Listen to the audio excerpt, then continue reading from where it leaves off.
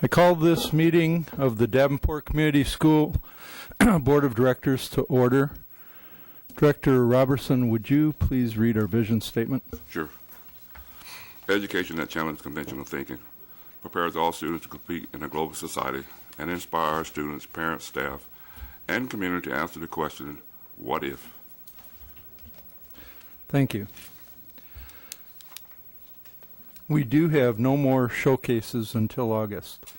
Next is communications, May 29th, 6:30 to 8, community workshop number 4, Central High Cafeteria, June 2nd. Sunday, graduation at the iWireless, 12 o'clock is north, 2:30 is west, 5:30 is central. June 3rd at 5:30 p.m., committee of the whole meeting, ASC Jim Hester Boardroom.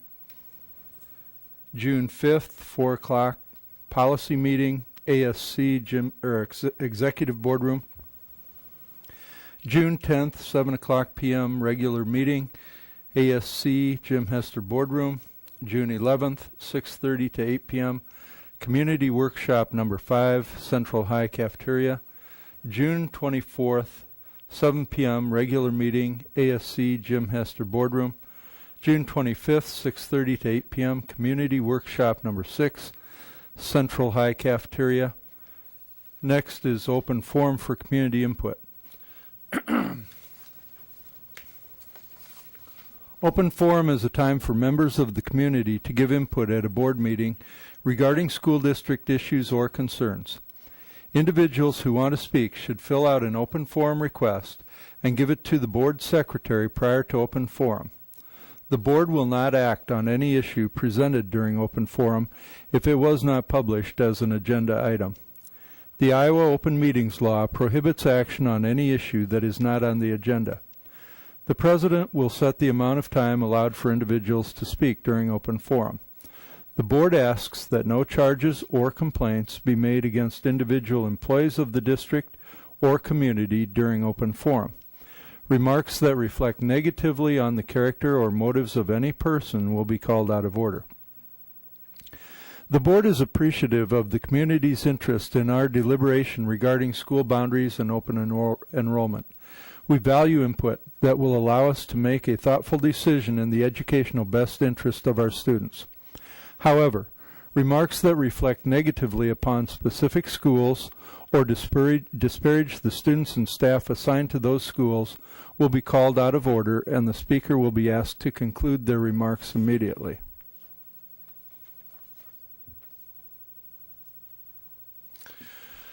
Tonight, I think we only have about 8 open forum requests.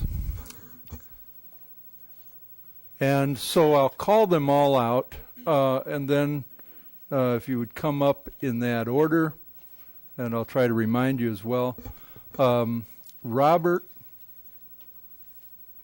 Saul, Stephanie Diekma, Bridget Osborne, Tammy Wink, Gabe Knight, Ryan Kennedy, Eric Markham / IDHH Hoffman, Heather Johnson, Louise Hales. We'll start with Robert Saul.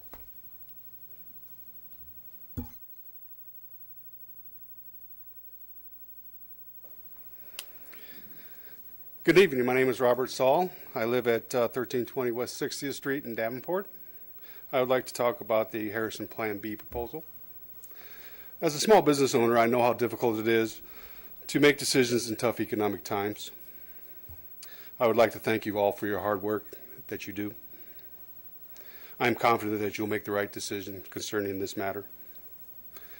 Harrison is a great school with great teachers, staff, and may I add, great school nurse and Mrs. Yossi. There is no doubt why so many parents want to have their kids attend Harrison. I understand budget, enrollment, and diversity concerns of this district.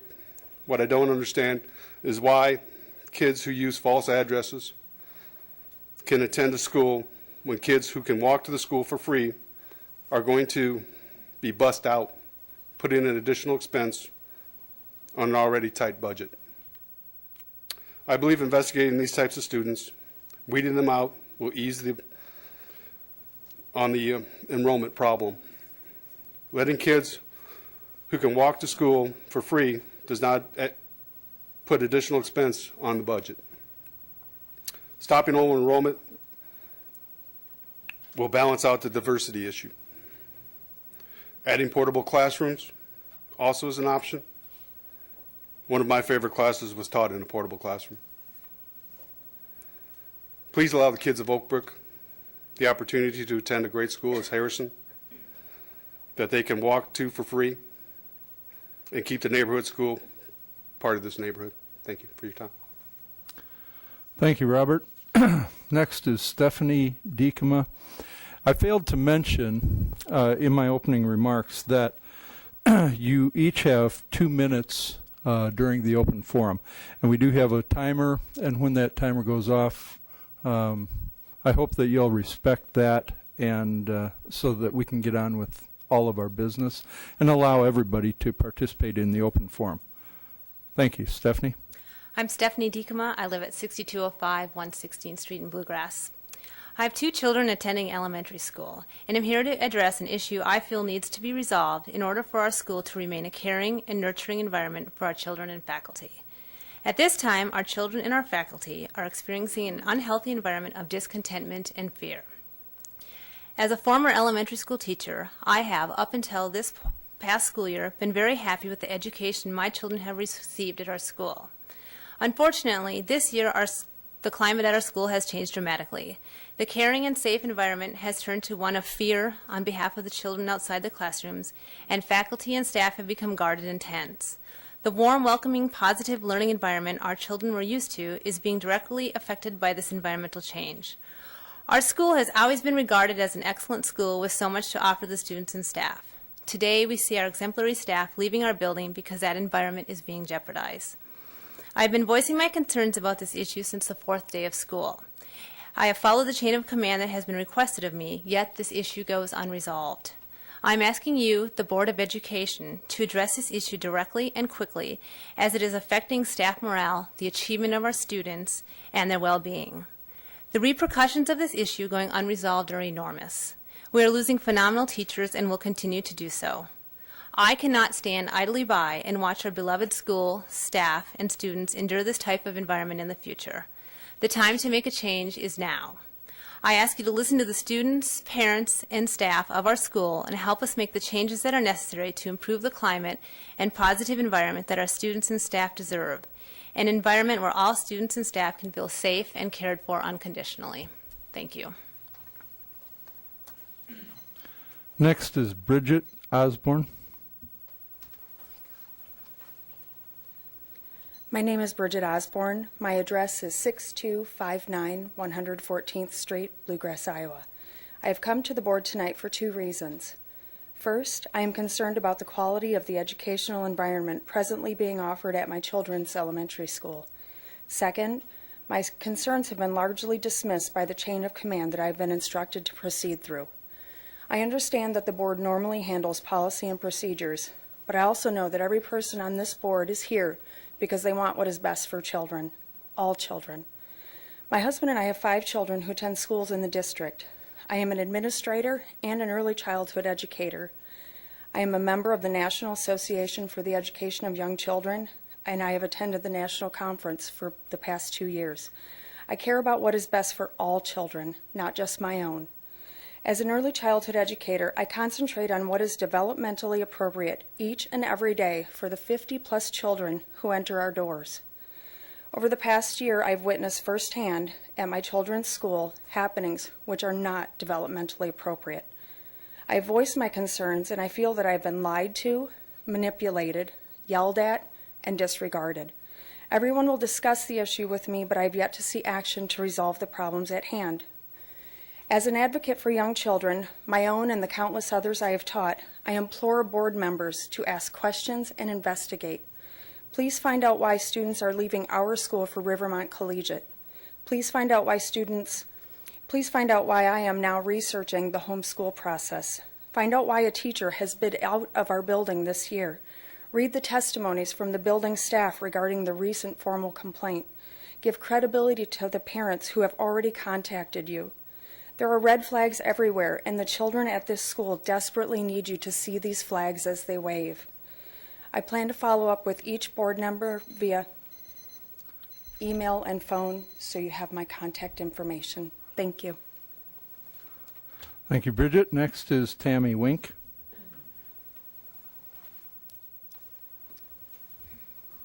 Hello, my name is Tammy Wink. I live at 6188 135th Street in Bluegrass. I'm a parent of a current fourth grader and a future kindergartner. I'm here tonight to ask the board to listen to the words my fourth grader has used to describe her fifth year at her school. After the first day of school, she said, "We are treated differently when our parents are not around. I can't handle the yelling. I want to walk out. We have no time to eat lunch. We have to talk in a soft whisper. We can't even talk to the person across the table. I'm afraid to use the restroom in fear of being seen in the hallway. She has begged me to transfer her to another school or homeschool her. This is coming from a girl who has always loved school and has nothing but positive things to say before this year. When we spoke to her pediatrician at her checkup about all the headaches and the stress she has experienced, his comment was, this is not the first time he had heard this about children from our school this year, and the parents must do something. I have spoke with many other parents who say their children have experienced the same bullying and intimidation environment that she has felt. I have contacted 4 administrators over my daughter's stress this year, and some of the responses I've gotten from them are, I shouldn't worry about other people's children. I should focus less on the negatives and spend more time with the positive issues in our education system. In regards to transferring schools, I was asked, where are you going to go? Lastly, I scheduled a meeting in which the administrator never showed up or called to cancel. I have gone through the proper channels only to be told that there are only a few of us parents that are complaining, or this is the first time I've heard of it. This is simply not true. I am curious, based on my daughter's experience this past year, if other children are feeling the same way. Thank you. Thank you. Next is Gabe Knight.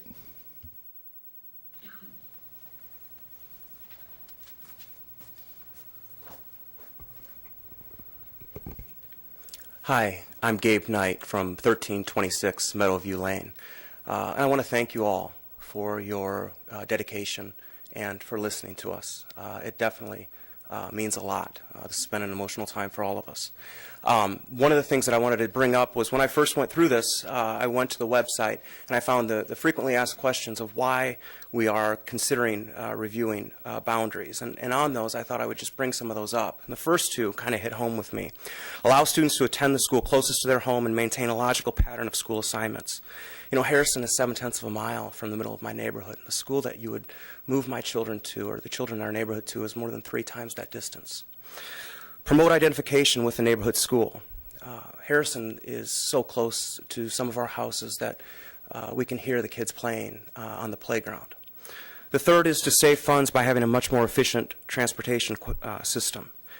You know, I don't know how busing kids that are currently able to walk accomplishes that task. Fourth was to ensure equity of treatment and opportunities. You know, my wife and I are graduates of North High School. My wife went through Harrison. I fondly remember, North High School when our swimming pool were the puddles in the parking lot, and our gym was a Cracker Jack box. And, we want our choice. We feel like our choice to live in our neighborhood should matter, to choose to go to the school that is closest. And then balance school building utilization. This would be good, but I think there's many other opportunities in the district to find ways to accomplish this without taking our children that can walk and busing them out.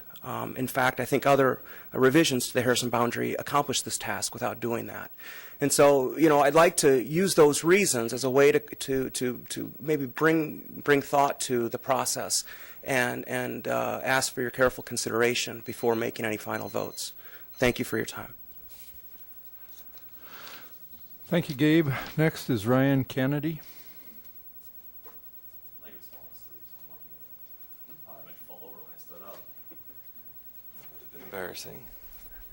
Hi, I'm Ryan Kennedy. I live at 1412 Meadowview Lane in Davenport. I'm here to speak about the boundary proposal Plan B. In going door to door, having our petition to stop Proposal B signed, of course, I met a lot of parents who were vehemently against this proposal. But I met one young mother on 62nd Street. She lives in one of the 15 or so rentals on that street that are specifically there to house military personnel. She told me that the property she lived in was attractive specifically because it was within walking distance to an elementary school. Oak Brook is a neighborhood located between 53rd Street to the south, 63rd Street to the north. It stretches from Northwest Boulevard to Appomattox. It is the very neighborhood that Harrison Elementary is physically situated. There is not a single home in Oak Brook that is not within walking distance to Harrison. While making decisions about where to draw boundaries, I suggest that you not consider any households that are within 1 mile of a neighborhood school or a neighborhood home. On a personal level, I'm concerned about the relationship struggles that my children will face.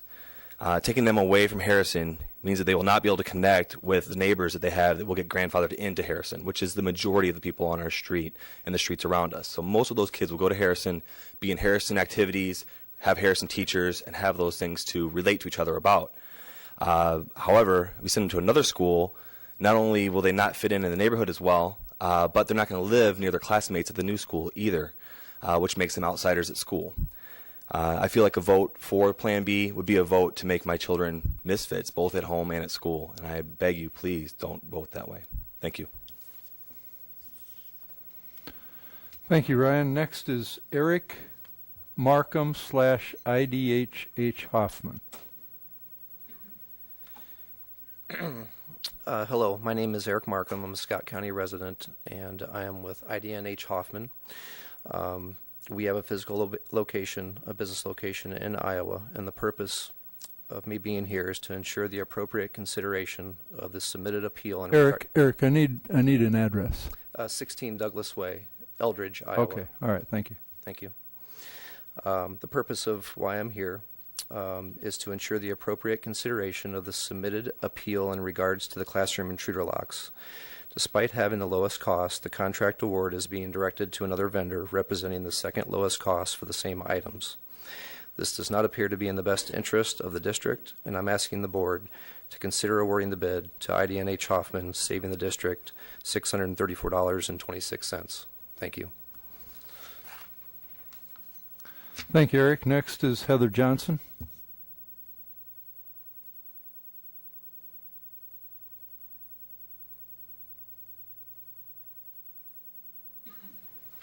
I'm Heather Johnson, 505 West 16th Street in Davenport. I wanted to come and talk with you about the boundaries/diversity plan. There are 2 issues in only 2 minutes, so I'll try to cram them in. But as you know, I've been to almost every single meeting. I've only missed committee of the whole meeting since December. And this has been going on and on and on and on. And I know you're probably exhausted. I know we're exhausted. And now to hear that there's going to be another month before there'll be a vote is really disheartening to me, because then you're looking at being in the end of June and school starts on August 10th or 12th, I think. So you're looking at having only a little bit more than a month to notify families, let people know where they're going.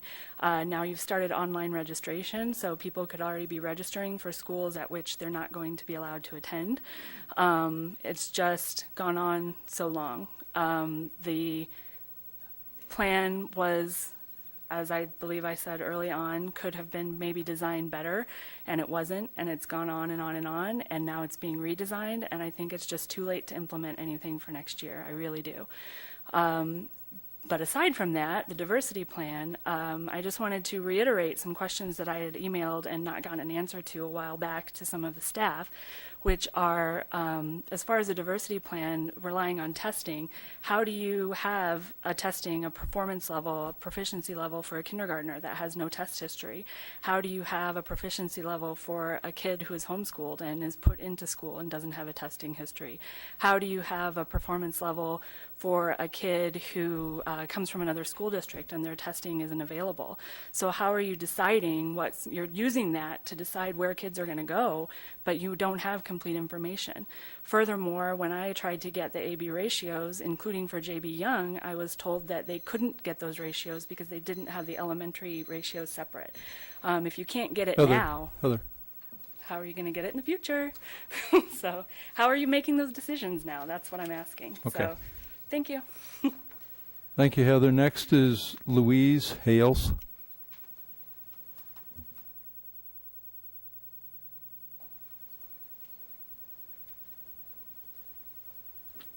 Hi, my name is Louise Hales. I live at 4428 Spring Street in Davenport. And I'm here to talk about open enrollment at the high school level. Our son open enrolled from North to Central because his friends were going there and because they had a music program that he liked. He's now a high school music teacher in Sioux City, so it worked out pretty well for him.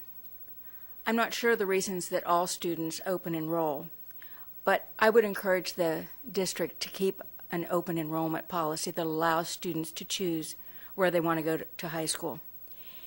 If they're open enrolling to go to a better program that suits them better, then that to me is a good reason to open enroll, and that the programs should compete with each other to make better programs at all schools. If open enrollment is restricted, it doesn't prevent parents from opening enrollment to Bettendorf or North Scott. And I think it is more important to the residents of Davenport to be able to have that choice of following the programs that they want to follow than to be encouraged to go to another city where they can go to a different school district. So that's my encouragement to allow the open enrollment to continue. Thank you. Thank you, Louise.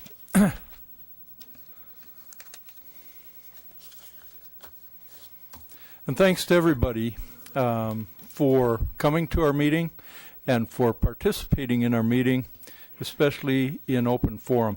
Your words and thoughts are really, really important to us. The board and the administration learn a lot, and we need your participation in open forum. Thank you. Move on to the consent agenda. May I have a motion?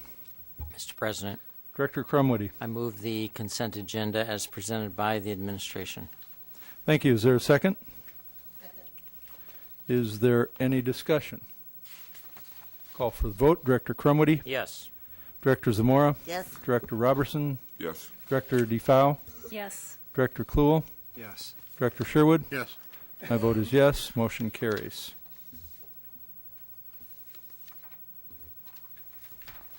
I have a motion regarding approval of bills. Mr. President, Director Kluhl. I move that the board approve the following resolution as recommended by the administration for the adoption of bills. The resolution is as follows. Resolved that all claims presented to the board having been duly certified as correct by the secretary, reviewed by the administration and board members, and they are hereby audited and allowed as just claims and warrants drawn in the treasury for the several amounts. Further resolved, the payment of claims and salaries be approved as presented for the periods May 9th, 2013 through May 22nd, 2013, with one following voided check, that being check number 307053, payable to Scholastic Book Fair in the amount of $9,425.81, reason being that a separate check is needed. Thank you. Is there a second? Second. Is there any discussion? Call for the vote. Director Kluhl. Yes. Director Robertson. Yes. Director Sherwood. Yes. Director Crumwoody. Yes. Director DeFow. Yes. Director Zamora. Yes. My vote is yes. Motion carries. Thank you. Superintendent report. Thank you, Mr. President. I miss not being able to look out to our students and ask them to report. It's kind of shallow without them. Not that the audience isn't welcome, but we enjoyed our students. On Thursday, we had 150 people attending the STARS Mentoring Program End of the Year celebration And I'm happy to report that that program has tripled in its number of matches in 1 year. It was a great evening, very vibrant. The mayor was there, as he always is, but I was just extremely impressed with it. And Larry Robertson was there to represent the board, and again, a great turnout. We have produced 7,500 copies of the trifold. We're giving one to each of our 2,500 employees. We have parent ambassadors who we've identified in all the schools. They're getting a bunch of them. We're sending them to all the real estate agents. And we have 1,200 which are distributing to our big list of supporters throughout the city. So, again, another great way to market ourselves and for people to be able to hand to someone else and say, look at the great things that's happening in the district. And that concludes my report. Thank you.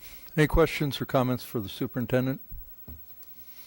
Seeing none, we'll move on to other actions or other items requiring action. May I have a motion regarding approval of bid for district-wide restroom renovations, Phase 2.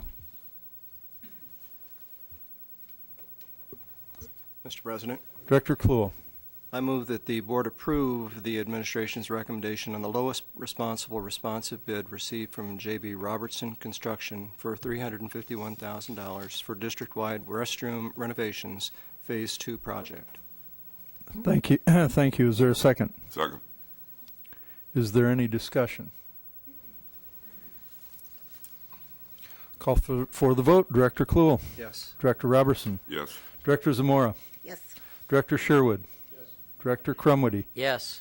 Director DeFow. Yes. My vote is yes. Motion carries. Thank you. May I have a motion regarding approval of bid for district-wide intruder locks? Mr. President, Director Sherwood. I move that the board accept the recommendation of the administration to approve the lowest responsive bid received from Doors Incorporated, the amount of $157,641 for the district-wide classroom intruder lock project. Thank you. Is there a second? Second. Is there any discussion? Mr. President? Director Sherwood. Scott, would you comment on, you've read this letter, I'm sure. No, I haven't. You have not. Would you like to take a minute and read it? Sure.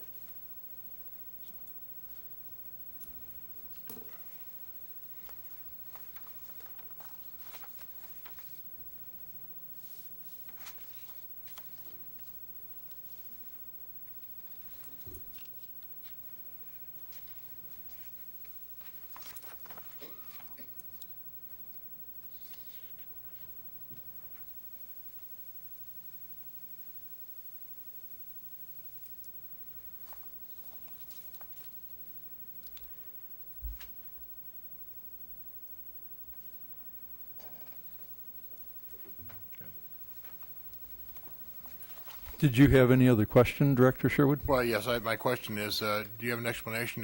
Is he correct in that he was the lowest bidder and we are not accepting the lowest bid? He was not the lowest bidder. The way that they had their bid broke out was they had a line item for each item on the bid, which included 20 mortise locks instead of 10, which they were to submit. At the bottom line, they were more money, $1,655 more than the lowest bid of Doors, Inc. Okay, thank you. Director Zamora, did you have something? He asked my question. Okay. Any other discussion? Director Kluhl. Scott, my understanding is that the school attorney reviewed this action Correct. and said that we were acting within board policy. Correct. Thank you. Any other discussion? Call for the vote. Director Sherwood. Yes. Director Crumwoody. Yes. Director Kluhl. Yes. Director Zamora. Yes. Director Robertson. Yes. Director DeFow. Yes. My vote is yes. Motion carries. Thank you. May I have a motion regarding the IASB annual membership dues? Mr. President, Director Crumwoody. I move that the board take action to approve payment of the Iowa School Board Association annual membership dues for the 2013-2014 school year in the amount of $10,668. Thank you. Is there a second? Second. Is there any discussion? Yes. Director Zamora. I don't see where IASB has improved any or has anything to offer us, and I don't see us not belonging to UEN. And I think that UEN has everything to offer that they do, everything that we need, and I don't see paying for both of them, nor do I see IASB as any different in any material way than when we discussed them the last several years. Any other discussion?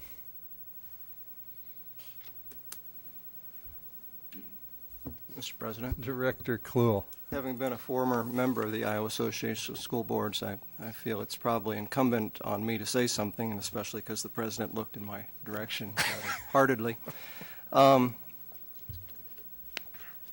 I was thinking about this, and I was really hoping that I could hear from other board members, as I heard from Director Zumora, about what their thoughts were in terms of the value.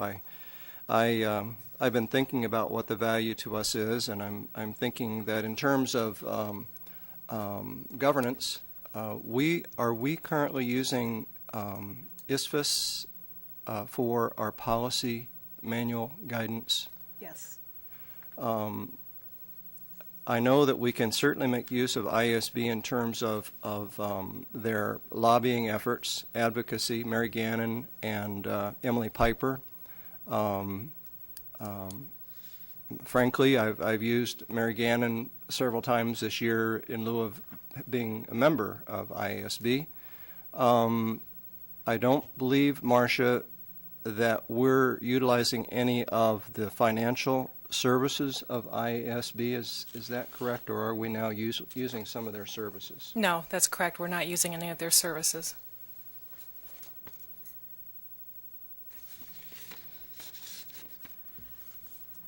I would certainly like to hear from some other board members. Any other discussion? Mr. President. Director Crumwitty. Yes, I have. I've been somewhat disappointed that we haven't participated in the Iowa School Board Association over the last couple of years. However, I know there was also a lot of other issues that were concerns of this board, but I think with the reorganization, I would hope that we would support the Iowa School Board Association. I think that we as school board members represent all children in the state of Iowa, not just the Davenport students, and I've always felt that way since being elected to this school board. We represent all kids in Iowa, and I think the Iowa School Board Association lobbies for us. I also think that we've had some discussion about having extra sessions to help us learn more about certain things that we should be learning more about as school board members, and we have decided not to do that, to have additional times. But the Iowa School Board Association does sponsor excellent workshops that would help us grow, each one of us individually, based on our individual needs. And for that reason, I certainly would support rejoining the Iowa School Board Association. I think we're one of the few districts in the state that does not participate, and I would hope that we would give it another shot. So that's where I'm coming from. Thank you. Any additional discussion? President? Director Sherwood. And I agree with Ken and Rich on the, especially the lobbying piece. I think the educational piece is important too, but we have a pretty good core of legislators from our immediate area, the people that we have personal impact with. We can't improve that too much, a little bit, but not too much. But statewide, we need to have as much reach as we can get to maintain decent funding for public education, and we still need a voice in this this teacher evaluation conversation that's going on in Des Moines, and those are all things that are going to impact us directly, and this is an organization that can give us some of that impact. So I agree with him. I would also support this. Director Zamora. Yeah, I guess I would point out that we asked them to address an important money issue for us, and they never have. We've asked them to do a number of things for us. They have not. We're already paying a lobbyist, one of the best in the state, and Margaret Buckton, through the UEN. The UEN has addressed the money issue that we requested them to address, so I can't see anything the Iowa Association of School Boards has offered us in the last year or two since we haven't belonged. And, Director DeFau. And Director Zamora, in fact, made a couple of points that I intended to make as well. You know, I don't believe that the IASB has been very amenable to taking up our cause as it relates to equity in per pupil funding that's apportioned to school districts throughout the state.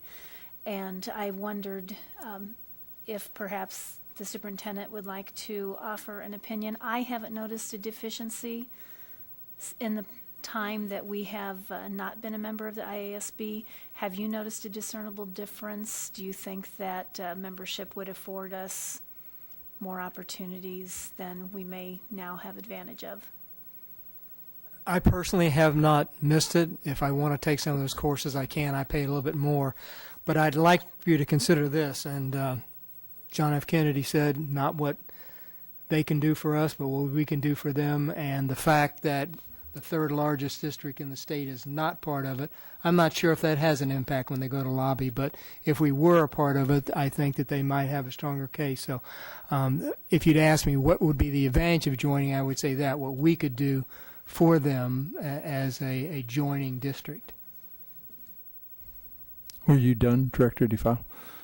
Director Zamora?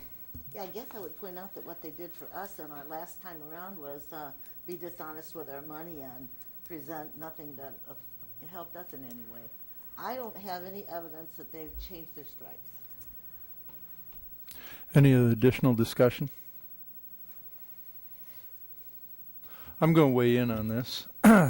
Several pieces. I have to say that the equity issue has always bothered me. The lobbying, I do think that we have access to probably the best lobbyists through the UEN in Margaret Buckton, and Margaret Buckton used to work, of course, for the IASB.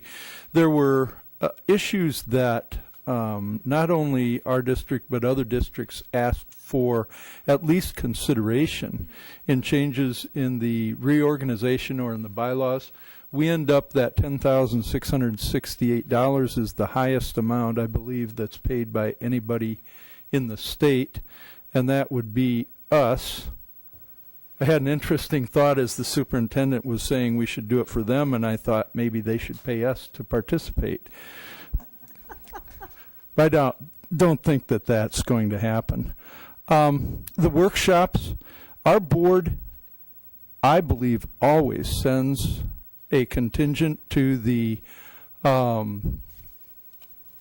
conference that the IASB has in the fall. I don't know that our members have participated in presentations during this time that we have not participated in the IASB, but I think we do. We're there, we're well known. And as a matter of fact, I had a lengthy conversation with the president of the IASB last fall, and I do think they've changed their stripes some. I think that they've acknowledged some of the problems, and it went way beyond just challenges, but some of the actual problems that they had. And I think that she and the board are genuinely trying to make differences. I think they're moving in that direction. I don't think that they're there yet. Any additional discussion? Director Kluhl, did you have something else? Well, I just want to say I appreciate the board's discussion on the issue. And I have made up my mind. I appreciate Director Sherwood's thought about the larger conversation that is going to be going on in the term. In fact, I think UEN is very supportive. I think Margaret Buckton is probably the best education lobbyist that money can buy in Iowa. But I think we're going to need all the horsepower we can get with upcoming legislation. And I never expected to hear John Kennedy's quote tonight. To ask not what your country can do for you, but ask what you can do for your country is actually what he said. And I think it's not asking what we can do for IASB, but the country in this respect would be all Iowa kids. What can we do for all Iowa kids? And I think that an organization like the Iowa Association of School Boards, like any state school board, is going to have more presence with legislators in terms of trying to affect legislation than the Urban Education Network is. But the both of them joined together, I think, gives us a much bigger presence in terms of advocating on behalf of our children. So I'm going to decide with approving membership with IASB because I think it's important that it is bigger than us and IASB. It's about all Iowa kids, and so my vote will be yes. I'd like to turn the chair over to the Vice President for a minute. Yes, Director Johansson. I'd like to make a motion to make an amendment to the original motion. I'd like to amend the motion to that we would pay in the amount of $5,334 for the membership dues for 2013-2014. Do we have a second to that motion? With that, our motion dies. Okay. I'll turn it back over to you. All right, thank you. Is there any other discussion? Okay, we're going to call for the vote. Director Crumwitty. Yes. Director Sherwood. Yes. Director DeFow. No. Director Kluhl. Yes. Director Zamora. No. Director Robertson. No. My vote is no.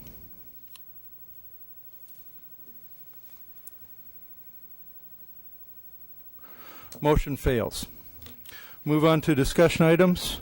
First up is Central Auditorium and Pool update.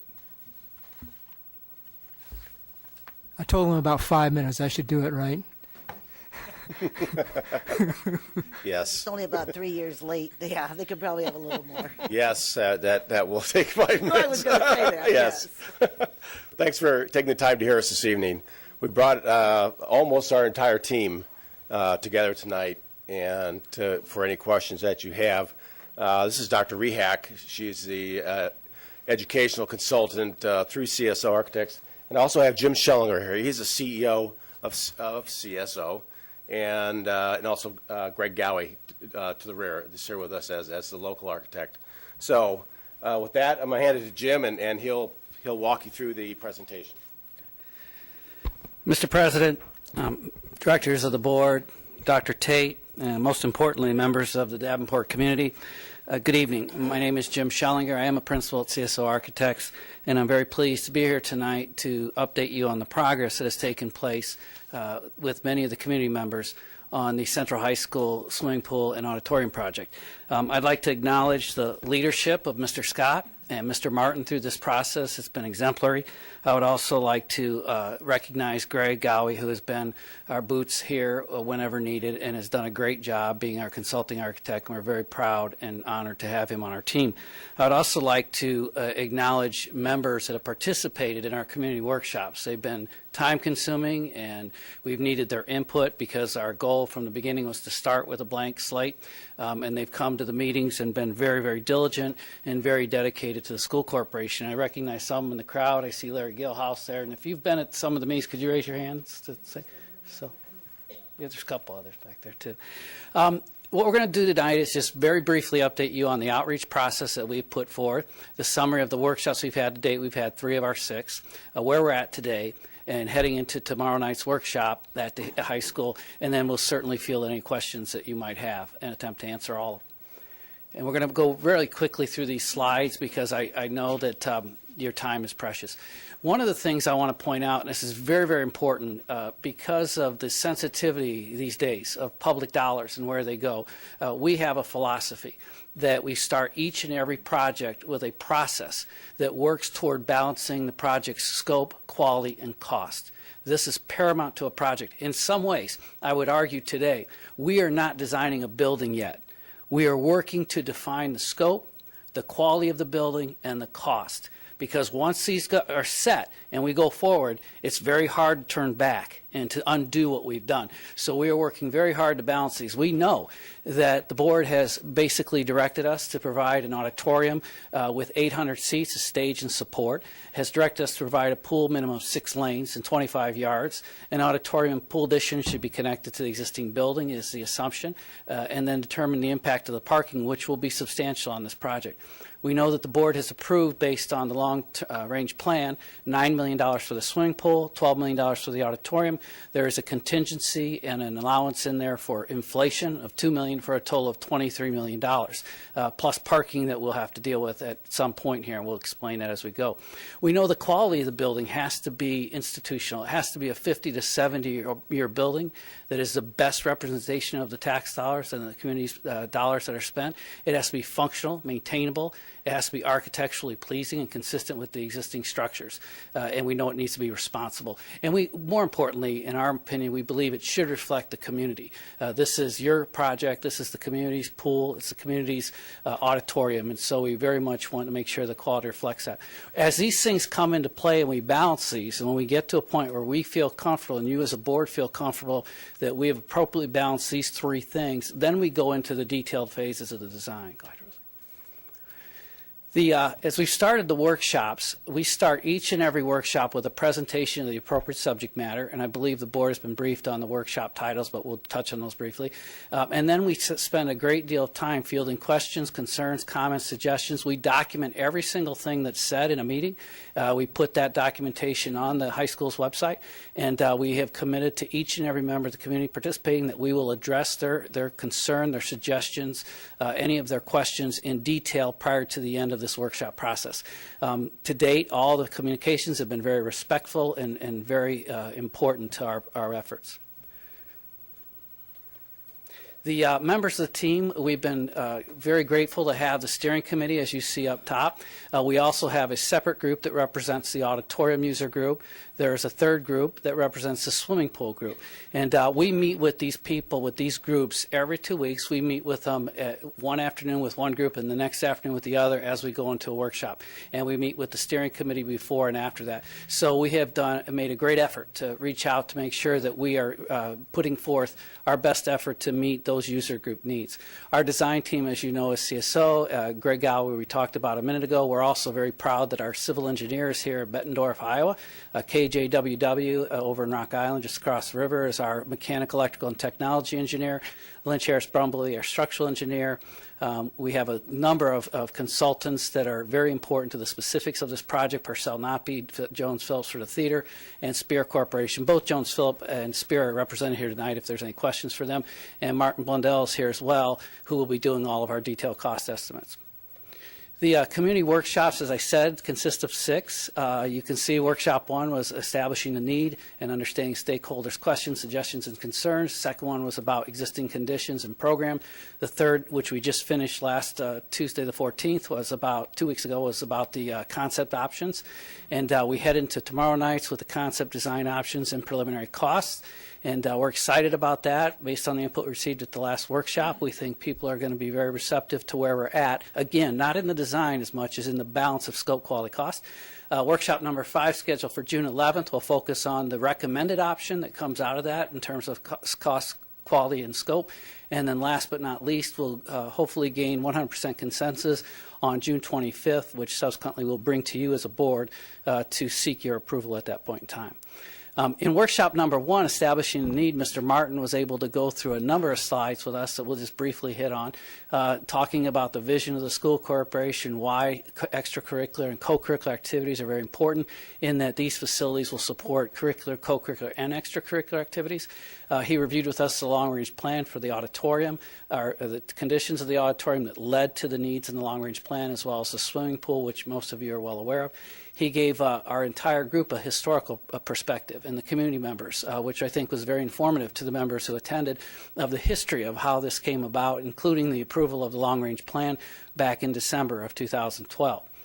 He then talked about how the project will be funded through the local option tax and the details of phase 1 and 2, and then where we're at today with ours.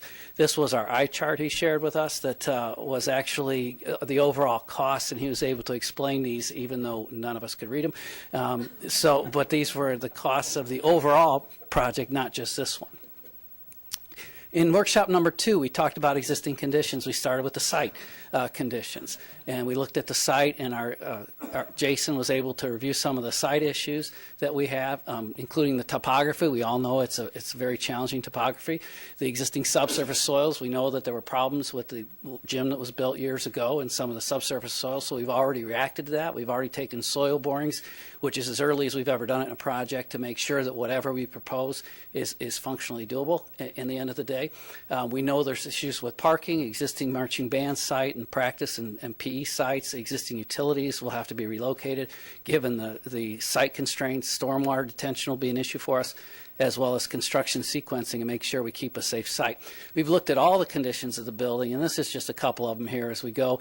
We know we're dealing with multiple floor levels. We know that there's a varying degree of architectural detailing, all very, very nice, that we'll need to blend in together. And interfacing with existing walls, it's always challenging when you're adding an addition to a school, especially one where our boiler room and so on are deep in the ground where we'll be adding on to.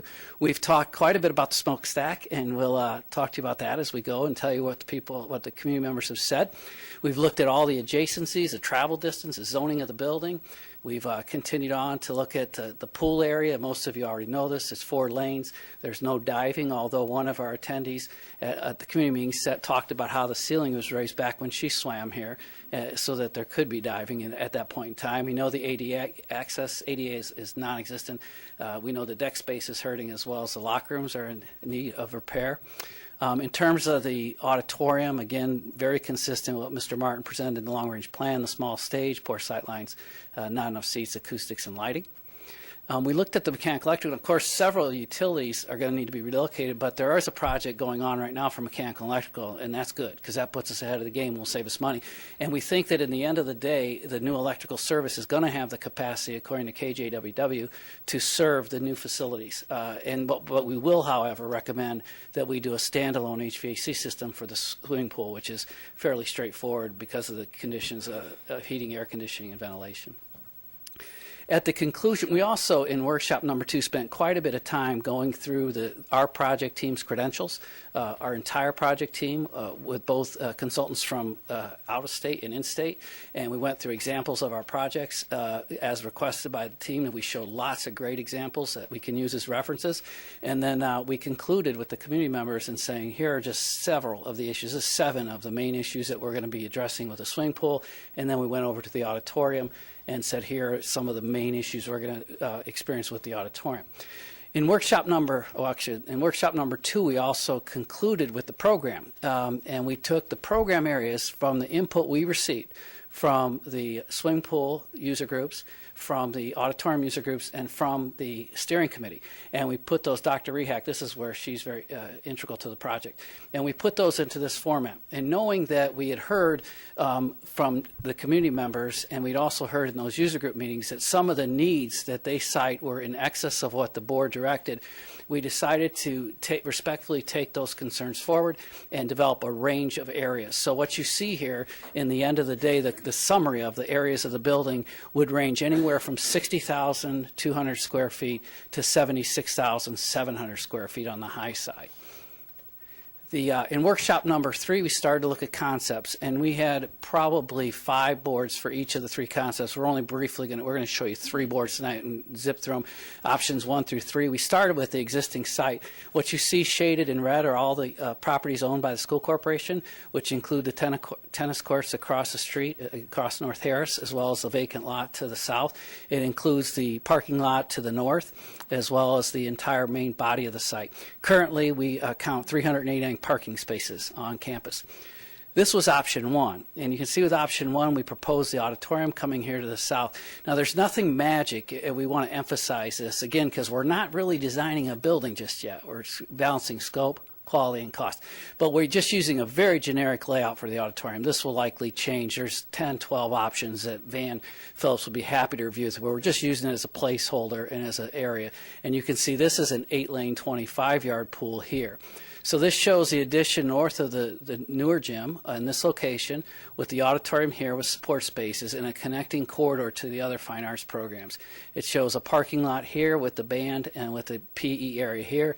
This solution only resulted in 310 parking spaces. The second option we looked at was very similar. The difference here is we extended the pool to a 25-yard plus pool for a cool down and warm up area, and we brought the parking lot up to the topography of the swimming pool and changed the topography here so that we could pick up some more spaces, but we really didn't pick up too many in the end of the day. We only came up to 320.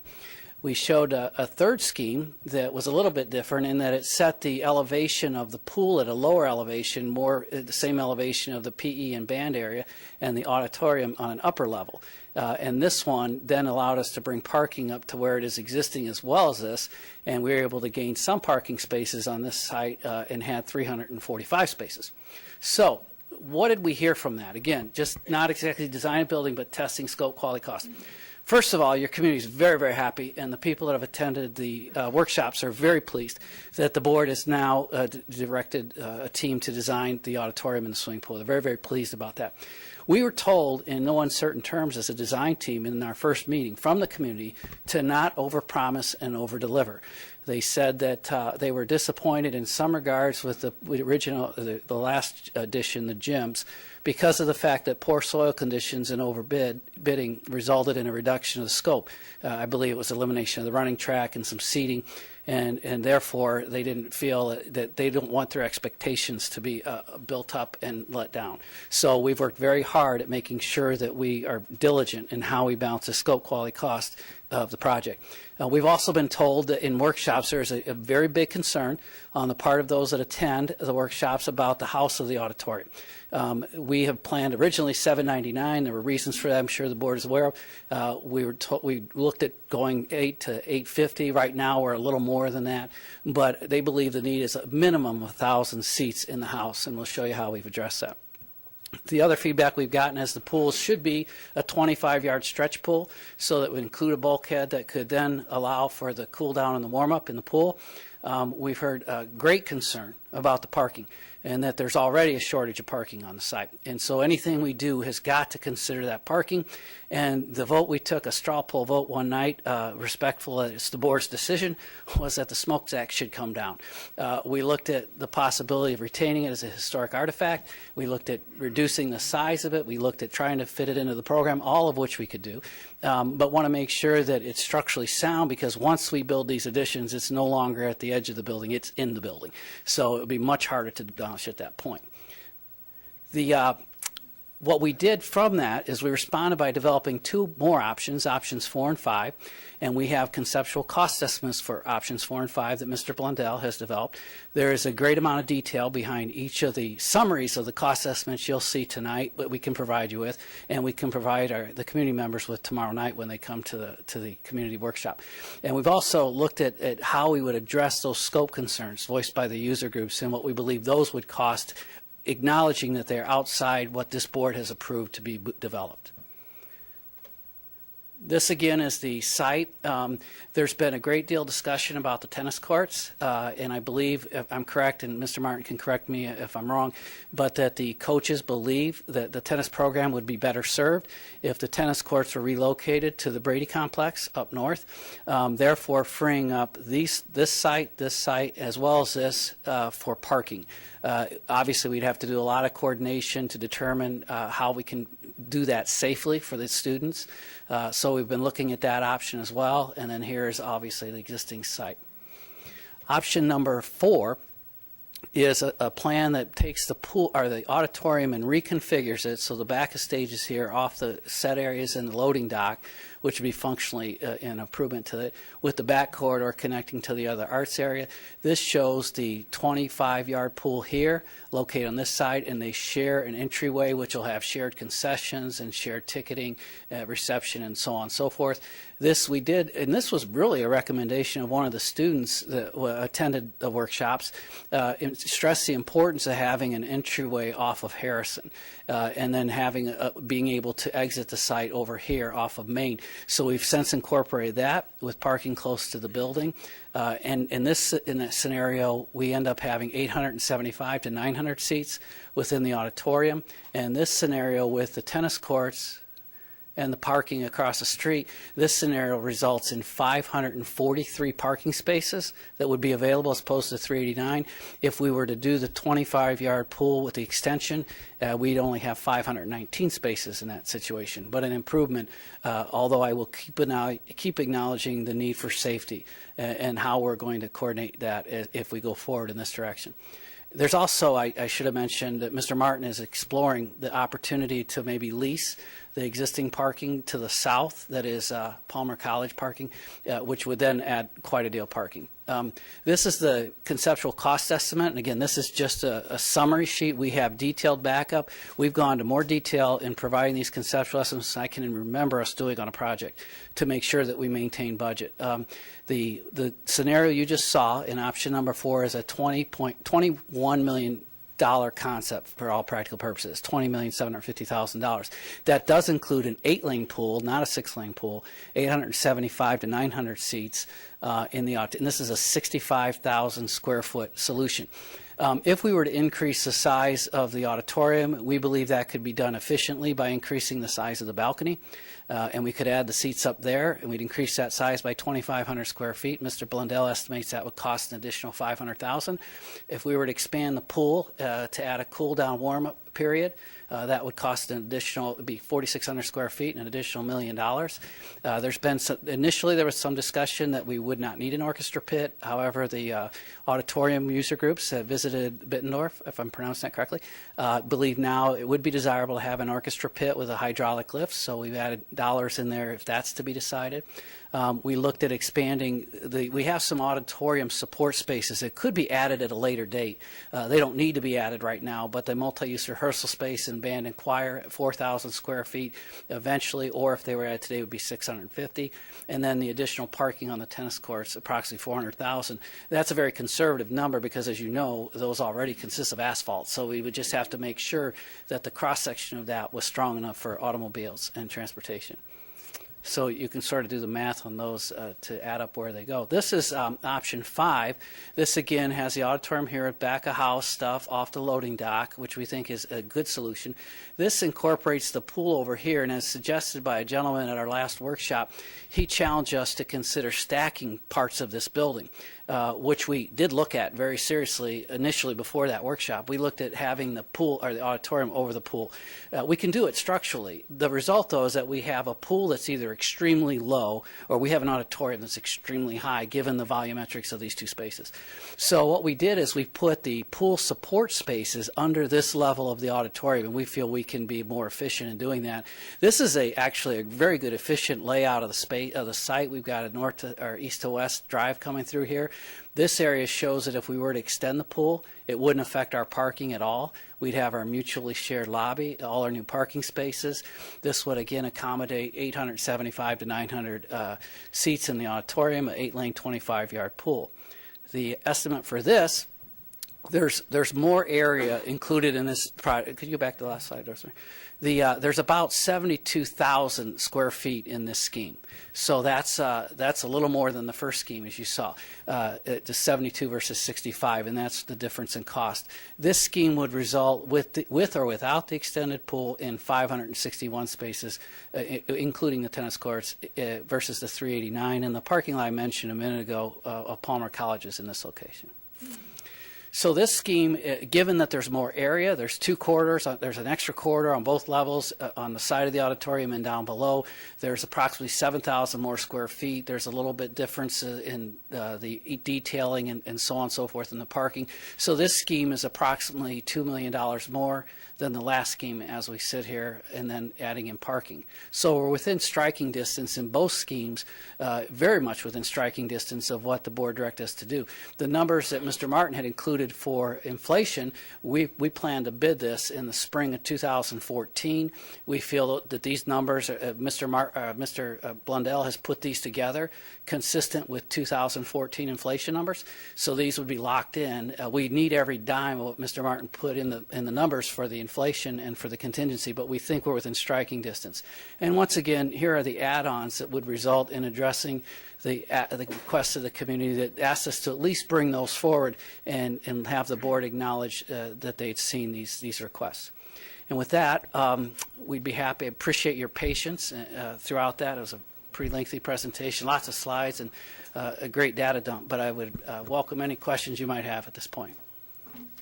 Director Zamora.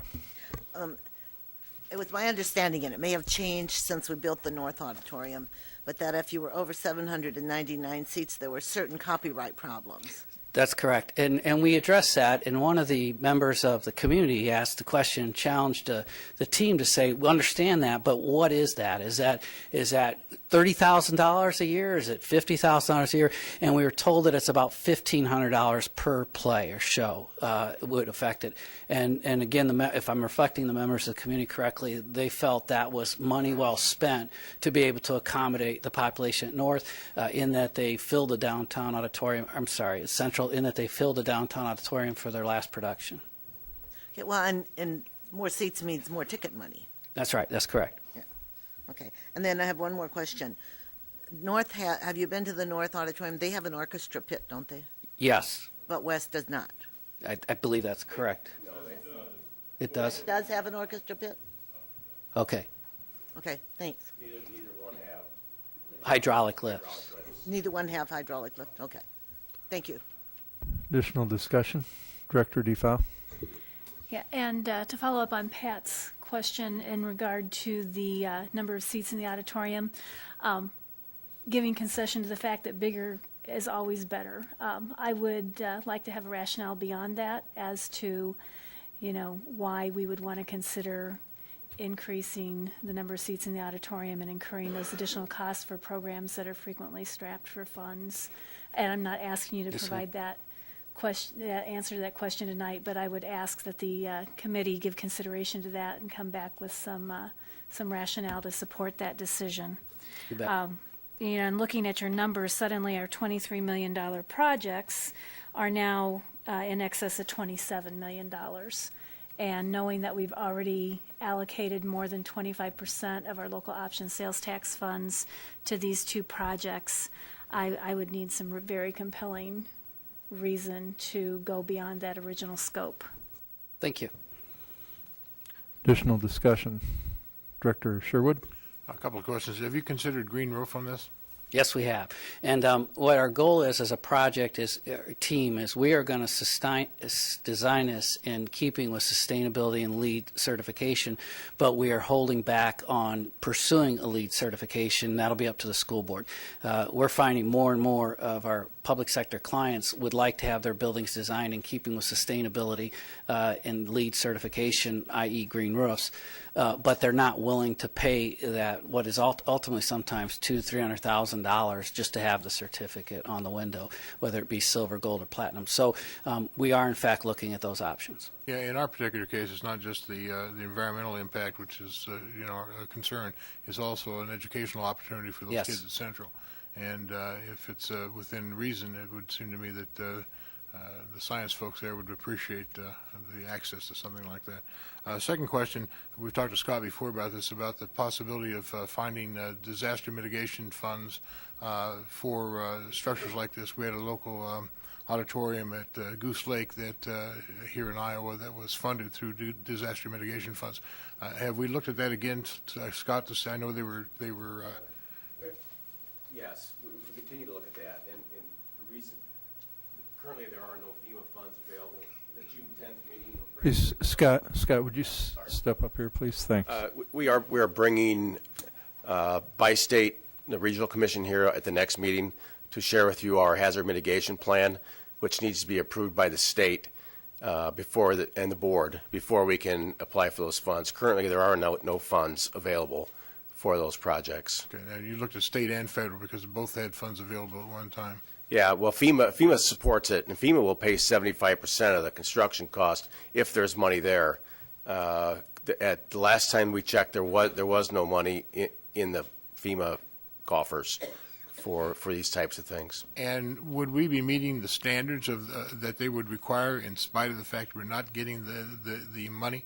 In other words, in light of Moore, Oklahoma, are we designing this building to impact take a hit? Well, it would take a better hit than other buildings, but I don't believe it would be. I don't think we can afford to do it to withstand what Moore, Oklahoma. I understand F5. I understand that, Yeah. but at least it has to be a consideration of the design that in this environment. Jim, would you have a response to that? Yeah, I would. Scott's right. I mean, to design it to the worst condition is very hard. You know, the evacuation plans and things are very important. But we would like to consider more attention to designing safe areas into this addition, as we are starting to do proactively on all of our projects and have been for the last 2 years. So while not required by code, we're going to look at where we can do that economically and in a functional manner. Director Robertson?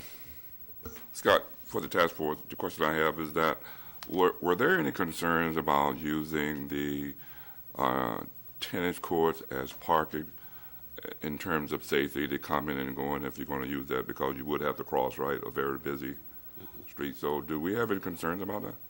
Well, it is traffic controlled. That's one piece. Second piece is that they are going to drop the speed limit through there, and they're also going to add traffic calming devices, and that's part of the plan between the hilltop and the city. They are going to add parking on both sides of Harrison, and which in theory results in slowing down traffic. That would probably be at 12th Street in Harrison would be the only crossing for those students. So there would be some type of light or something? Yes, there is now. There is a crosswalk there and a light that says walk or don't walk. Okay, thank you. Mm-hmm. Director Sherwood. Just to follow up on the parking issue, Scott. Currently, if my memory serves, there are tons of Central kids that park on that side of Harrison as it is throughout the neighborhood. There are. Yeah, so we already have that safety issue ongoing. They park throughout the neighborhood around surrounding Central.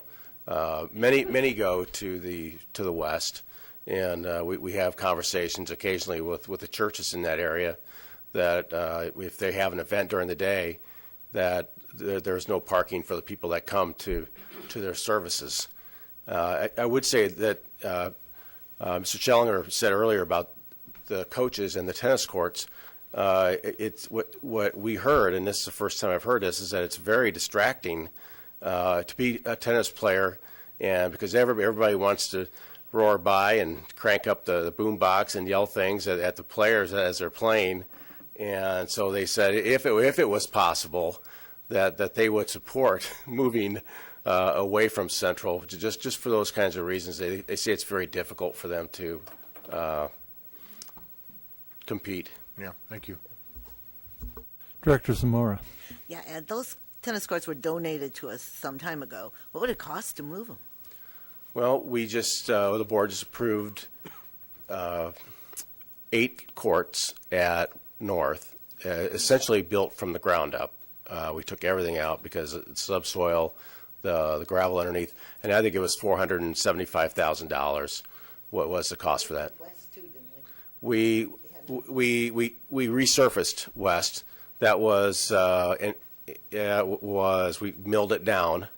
Took it all the way down to the gravel, 6 of the 9, and that was at $300,000. Director Kluhl.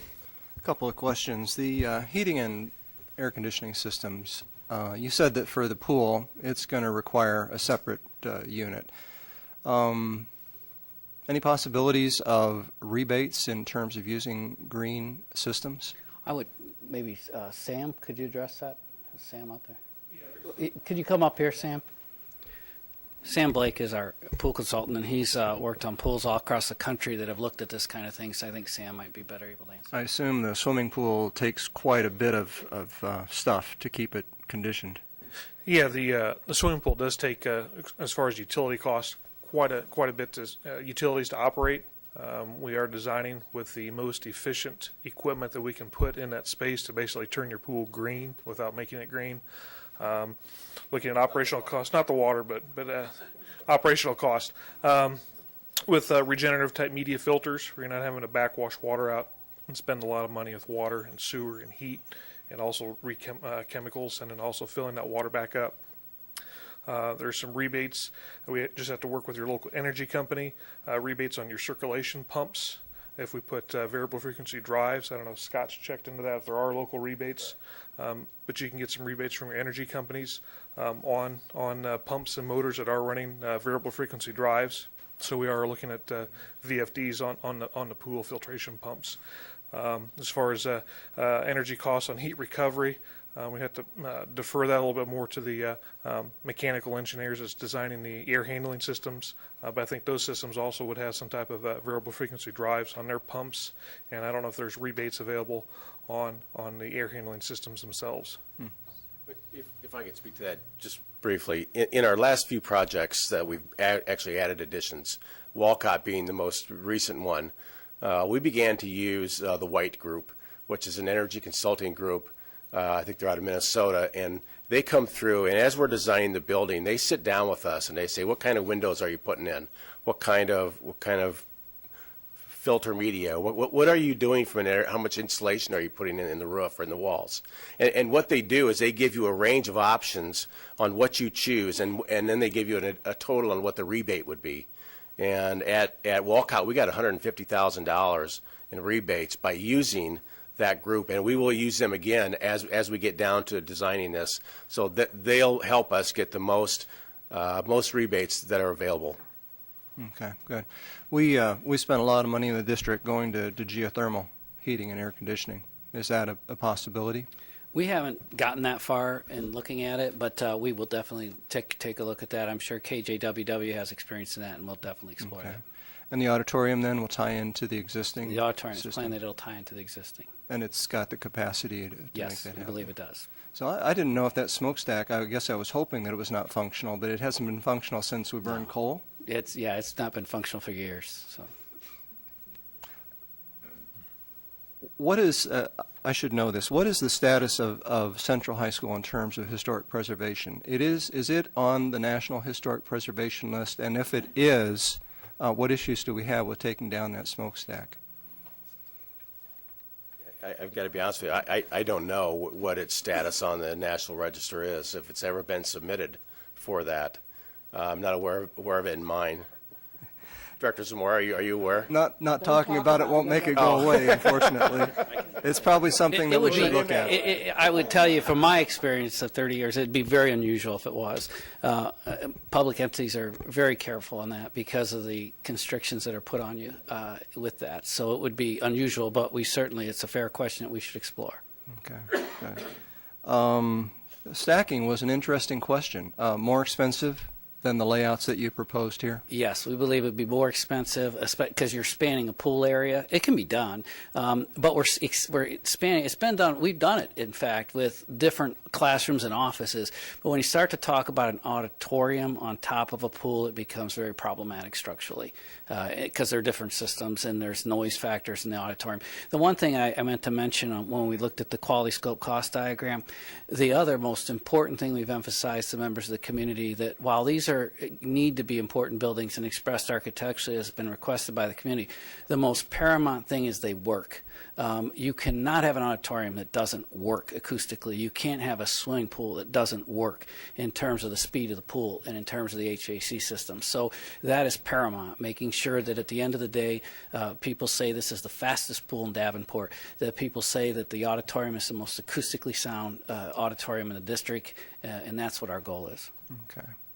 Last question is on soil borings. Have you gotten results back? We have, and Jason, I don't think Jason would need to come all the way up here to address them, but I think in general we found that there is some unsuitable soil in certain locations to certain depths. We don't think it's going to drastically affect the design of the foundation systems.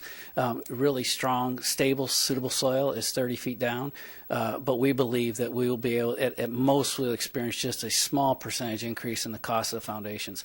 And I say that, I mean 1 to 2%. So we feel pretty good where we're at. Now, we've only taken 4 to 6 borings because we haven't placed the building exactly, but as soon as we feel comfortable with the placement, we're going to do many more and make sure we are proactive to that. And consistent with Director, I hope I say this right, DeFau, consistent with her comments, we have been working very, very hard, as we do on every project, to respect the direction we receive from the board as it relates to the scope, quality, cost. We have been very diligent to the point where sometimes I think the members of the community feel we're unnecessarily hounding on that. But we take that very seriously. We can design some of these things as alternate bids, and we'd be more than happy to do that within the current fee structure. Not a problem at all. The only one that would probably, and some can be done at later dates. The one that would be difficult is the stretch pool. We either probably need to do that now or not do it. But I think based on the input I've received from our entire team, we feel that some of these scope increases can be done as alternate bids. Any direction we can receive from the board relative to that, above and beyond what Mr. DeFau has given us, would be appreciated. Well, thank you. I appreciate your working with our community. The process seems to be working well. Additional discussion?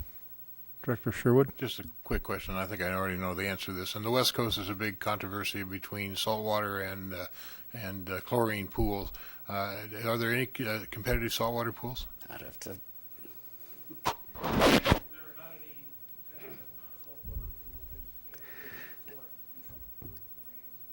And as this is maybe being recorded, I would repeat what Sam Blake said, that there are not any current, that he's aware of, saltwater pools that are utilized for competitive swimming. Thank you.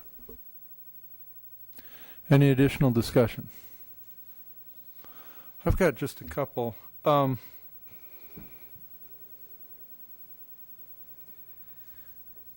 Moving the tennis courts to Brady, and Scott, you threw out a number of 400 and some thousand maybe for what we did at North. As I think about everything that's gone up at Brady, would that take additional parking space up there? Where would you put the tennis courts?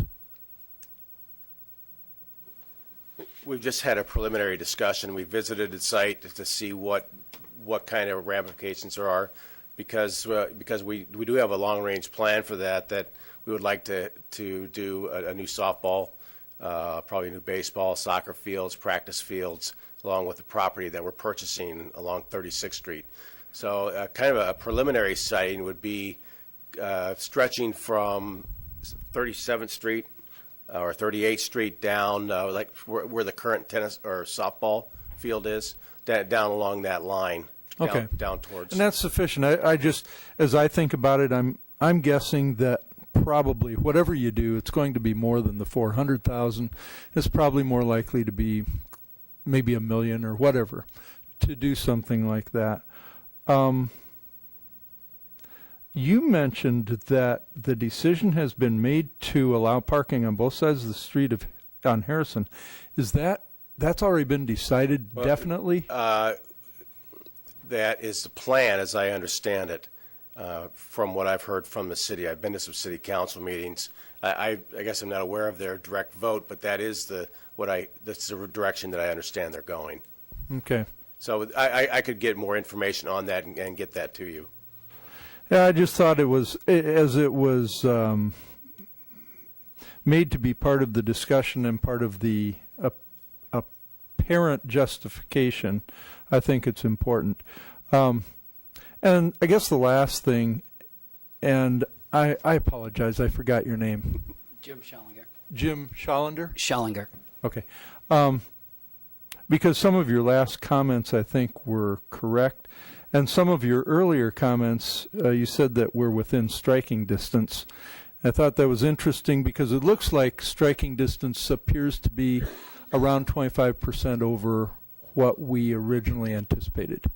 If in fact we were to do all the additional scope items Right. that are out there, but again, as I understand it, and Scott can correct me if I'm wrong, the original budget was $21 million plus the $2 million that would be utilized in escalation from the time this was originally conceived, which I think was somewhere in 2010, approved in 2012. So I think we can get this project done for $23 million all in. We can do that per the original scope directed by the board. To add in the things that the community members have asked us to consider that are above and beyond that, from a seating capacity in the auditorium to the lengthened swimming pool, that's where it would go up in cost. And I understand, I appreciate your clarifying that. I have a question, Marcia, with respect to our long-range planning then. If we decided we wanted to spend $26 million on these projects, how would that affect what we're doing? Would it just put off other projects that we have planned? What would be the effect of increasing the approximate amount of the strategic planned expenditures for these two projects? I would do one of two things. You would either take some projects off the list altogether, or they would just back up a year or two until we had the funding that came in. Okay, thank you. Any additional discussion? Director Sherwood. Yeah, on this angled parking, which brings up a good point, have you calculated if they extended angle parking down, whether or not I know that's a safety issue, but what would that add to your parking capacity? Down Harrison? Yeah. I don't have those numbers. I believe it's parallel is what they're considering. I thought you were talking about angle. No. They're talking about parallel? There they are? That was the last that I heard was parallel parking. Well, and what I heard too is that they're going to put time limits on it, so it wouldn't do for our students to park there anyway. Mm-hmm. After 2 hours or whatever, they mark your tires and you got to move. But if there was a drive cutting from Harrison to Maine, originally before we went forward with the auditorium plan, I had asked the city to consider making the left-hand lane near the school a turn lane into that only, so that our students could enter the parking lot in a safer manner. Okay, anything else? Okay, thank you very much for your presentation. Mr. President, thank you. I'd be remiss before I left, since this is the first time I've been able to present to you. On behalf of our entire design team, we'd like to thank you, the directors of the board, and Dr. Tate for the opportunity to serve you, and we promise that this will be a very special project for your community. Okay. Thank you for those words. We'll move on to the diversity plan. Dr. Tate. Thank you, Mr. President. The Policy Committee asked me to make a recommendation about the diversity plan to bring to you for your consideration. I have made a recommendation, and I want you to know I've recommended the diversity plan be accepted in total as adopted on February 11, 2008, except for one change. So that would include the rationale and background on the first page, which includes philosophy. It includes the operational definitions.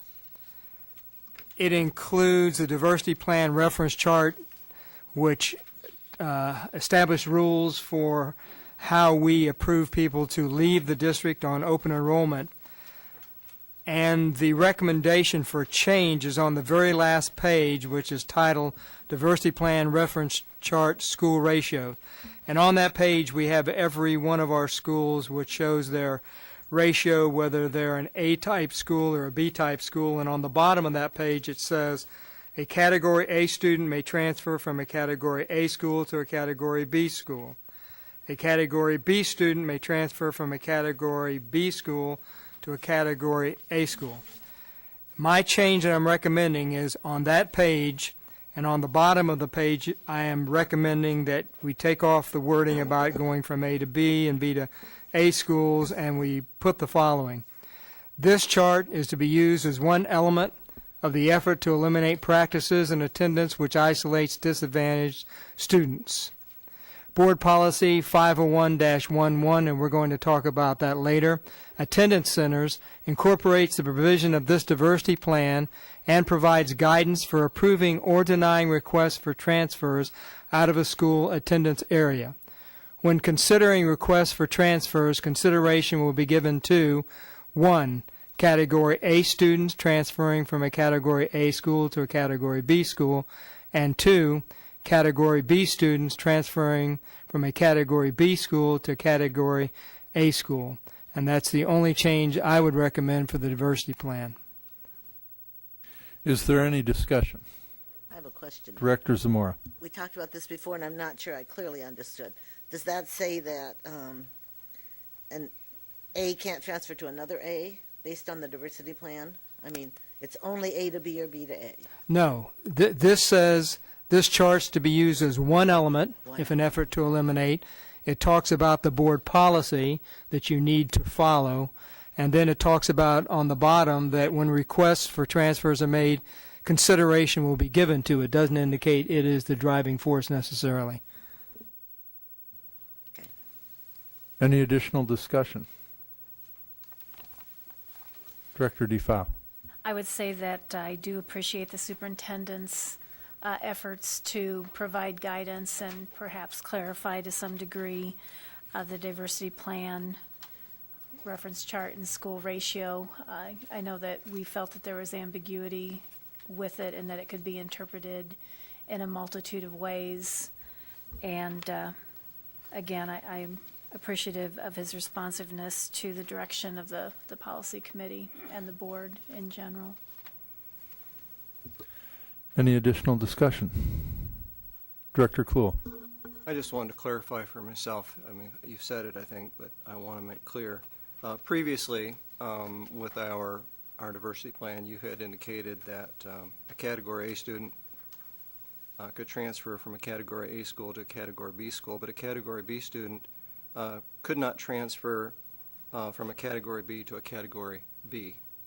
So what you're saying now is that since all of our high schools are currently in the B category, that a high school student would not be restricted as to where they might go to high school, that they would in fact be able to open enroll in any high school that they chose. That's true based on the diversity plan, but we have to look at the recommendation for the policy which follows, which changes what you said. But if you look at the diversity plan, that's true. It does not restrict between going between two B schools, which right now are all three of our high schools. Any additional discussion? All right. Then this will go back to the... Oh, excuse me, Director Kluhl. I'm sorry. I did want to just follow up one more time with the board and talk about our diversity plan in terms of how it's changed from a desegregation plan to a diversity plan. I think everyone must be in total agreement that SES is the right thing, one of the things that we really want to integrate our schools by. I think the body of evidence is strong, and it's grown in the last 10 years, saying that socioeconomic integration is probably one of the most important tools that are available for improving the academic and life opportunities of our students. So I totally agree with that. In fact, it's interesting in doing some research, there's a study that says that actually as poverty level of a school goes up, the average achievement level goes down. And in fact, school SES has had as much impact on achievement, on growth, as individual SES, which I think is very interesting. That is, that a school's SES has as much impact on student achievement as a student's SES status. However, I still am unable to corroborate any rationale for why we would include student achievement on standardized tests as a means of distributing children into our schools. I think I just don't see why we're doing that. I don't see that there's any correlation between students' ability to perform on standardized tests and how we would integrate them into our schools. And again, I think that the federal government and the state government have used standardized test scores to do things that they shouldn't. I think right now that they're looking at it as one basis for trying to determine how our teachers are doing in terms of performance. I think that's wrong, and I think using standardized test scores to integrate children into schools is wrong. Standardized test scores are to guide curriculum. That's what standardized test scores are for. Now, we know that because we're in education. I don't expect the state government or the federal government to understand that, but we do. But we continue to insist that we're going to use this as a basis for integrating our children, and I just think it is failed leadership on our part to continue that. I think that there are other ways to determine how to integrate our schools, and I would certainly appreciate the board's consideration for looking into that further. I'm not satisfied with our current diversity plan because I think it is based on some assumptions that are not solid. I just wanted to clarify that. Director DeFile. In my day job, I've had the opportunity to write federal grants to attempt to obtain scholarships for disadvantaged students. And in those grants, the federal government defines underrepresented students as those that fall within the protected classes that we're all familiar with, those that have a socioeconomic status in excess of 150% of the poverty level, and lastly, those students that come from educationally disadvantaged backgrounds, which includes school districts that have dropout rates in excess of the state average, in addition to school districts which have test scores that fall below that of what would be the state average. So the federal government does in fact recognize that there is an educational disadvantage which allows students to be classified as disadvantaged and have access to additional resources. I think in conversation about the diversity plan and how it evolved from the DSEG plan, and clearly we heard in the reports from staff members that this was an evolution, that in utilizing multiple markers they felt it was less arbitrary, that it was more similar than dissimilar to the desegregation plan and the outcomes that we achieved through that, and that relying upon one variable would be less fair and equitable to those that were applying for out-of-district enrollment. And so this managed that process by utilizing multiple markers. As we know, they also encouraged us or had wanted to include race, but believed we were unable to do so because in certain instances race would be the predicating factor, and we are told that we're not allowed to do that by Supreme Court ruling. So I am satisfied with using the two criteria, and I think that's making the best of what we had to do at that time. Any additional discussion? Director Sherwood. Yeah, and I wasn't going to bring this up, but I think I will. I don't think this thing's going to hurt the district. I don't think it's going to help the district significantly. This is not going to make a big impact on concentration of poverty in our schools. The fact is that to do that, we have to do what one of the citizens here talked about, and that is go to census tracts and start moving kids around. That's how you do that. This is a very glacial kind of approach to reducing that. So even though I'm probably going to vote for this, shouldn't be taken as a sign that I think this is a cure for our concentration of poverty, because it's not. To do that, we have to put extra resources into the buildings where that's concentrated. That's how these things are addressed. High poverty schools with good resources can produce good benefits. So we have to focus resources into those schools, and we might start thinking about things that we know that work, things like schools that magnet schools, those sorts of things we know work. This is just lukewarm kind of attempt to talk about diversity. Any additional discussion? Director Zamora. And I don't think that our original plan was primarily for the purpose of balancing our schools, but rather for the purpose of preventing widespread flight.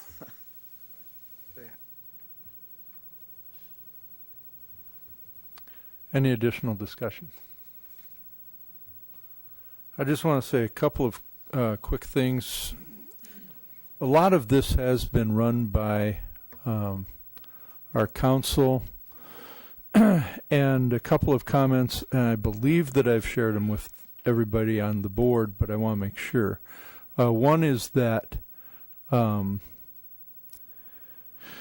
proposed changes to the plans, which could be considered a tweak, do not have to go to the Board of Education, or I'm sorry, Department of Education. And as this has been presented, it's my thinking that the change here would be a tweak. Another is that if the revision is solely with respect to intra-district transfer policy, that does not need to go to the state either. That would be an internal document supporting the diversity that Director Sherwood recently addressed. I want to say that I do believe that the plan could stand some additional consideration with respect to other criteria. On the other hand, I think that it's the best that we have right now, and I believe that there is a sense of urgency to making sure that we have a diversity plan that the board supports, even if it is considered for change at some time in the future. So I think, and the reason I'm saying this is that I'm hearing a consensus of support for the for this plan, and my intent is that it go back to the policy committee, which meets, I think, next week, and then it would be brought back to the board at the next regular meeting. So I just want to make sure that that's clarified. Director Zamora. Yeah, I think that it should clarify whether or not an A could transfer to an A and a B to a B. Right now, it's just as vague as it was before. You either can or you can't, and I think we should say so. Okay. Director Crumwitty. Well, Director Zamora just took the words out of my mouth. If I quote Dr. Tate, he said, yes, under this diversity plan, a B could transfer to a B and an A to an A. Is that correct? One element is to use this diversity plan. If you don't use it, then there would just be one element. So we could specifically say that, but I'm not sure you can then begin to hit every sort of a thing that you could, an option you could put down. But yes, one interpretation would be that B's could go to B's and A's could go to A's. Yes. Okay, thank you. Director Zamora. But by calling that an interpretation, you leave it vague. I'm sure the policy committee will do a fine job in understanding or divining what the board wants out of this. Yeah, Director Sherwood. I'm assuming we're going to address this issue with the policy itself. Specifically, what we're talking about is open enrolling at the high school level, and the policy itself is where we're going to do right? That's what we're talking Yeah, about. policy, the policy is the next issue to be Right. addressed. Right now, it's just the diversity plan. Any other discussion? Seeing none, we'll move on to policy.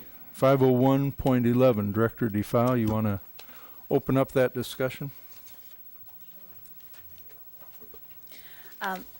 We all had in our board packets, again, a recommendation that was brought forward by the superintendent to the policy committee relevant to policy 501.11, attendance centers.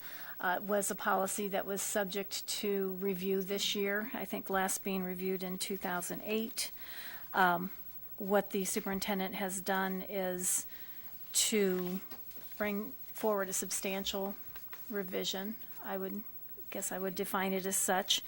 I would, for the purpose of conversation and for information to the audience, I would like us to move point by point through the policy. And if Dr. Tate would like to do that, then I think that provides some clarification too as to how the diversity plan would come into play through the implementation of this policy.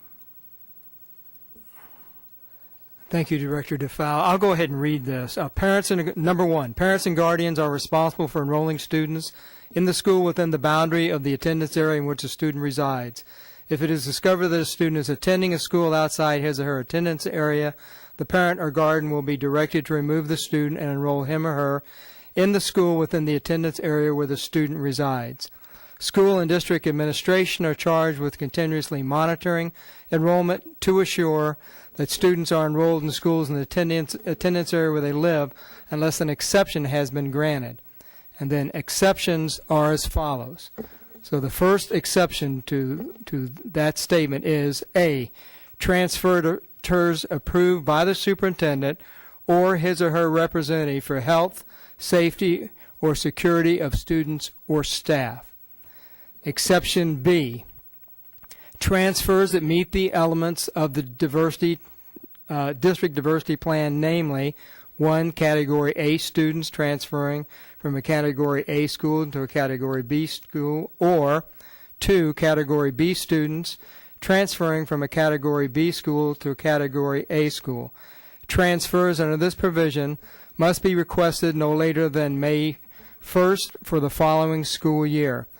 Only one such request will be approved in any single school year. And then C, under exceptions, for high school students who are enrolled in a program of study which requires 2 or more blocks of instruction for all 4 years of high school. And presently, we don't have any courses such as that, but we're looking at the dual enrolled that will go in one of our high schools, a STEM high school, or one of the major magnet schools that we have. And then the fourth exception under transfers, D, transfers which are permitted by the No Child Left Behind legislation. And then 2, transfers of students will be approved with the following provisions. A, parents or guardians are responsible for transportation. B, transportation will be provided for district administrative placements. C, transfers are only allowable to those schools that do not exceed 85% capacity. D, transfer approval will not cause elementary class sizes to exceed district standards. E, if you reside outside the walk zone of the desired school and a transportation route exists, then transportation may be provided for student transfers which balance a school's diversity ratio as defined on the diversity plan reference chart in the district diversity plan. And then number 3, if a student moves from one school attendance area to another during the school year, the student will be required to enroll in the new school the first school day after a quarter or grading period. Students who move within 6 weeks of the end of school will not be required to move schools until the following school year. An exception to this requirement will be made in the case of 5th, 8th, and 12th grade students.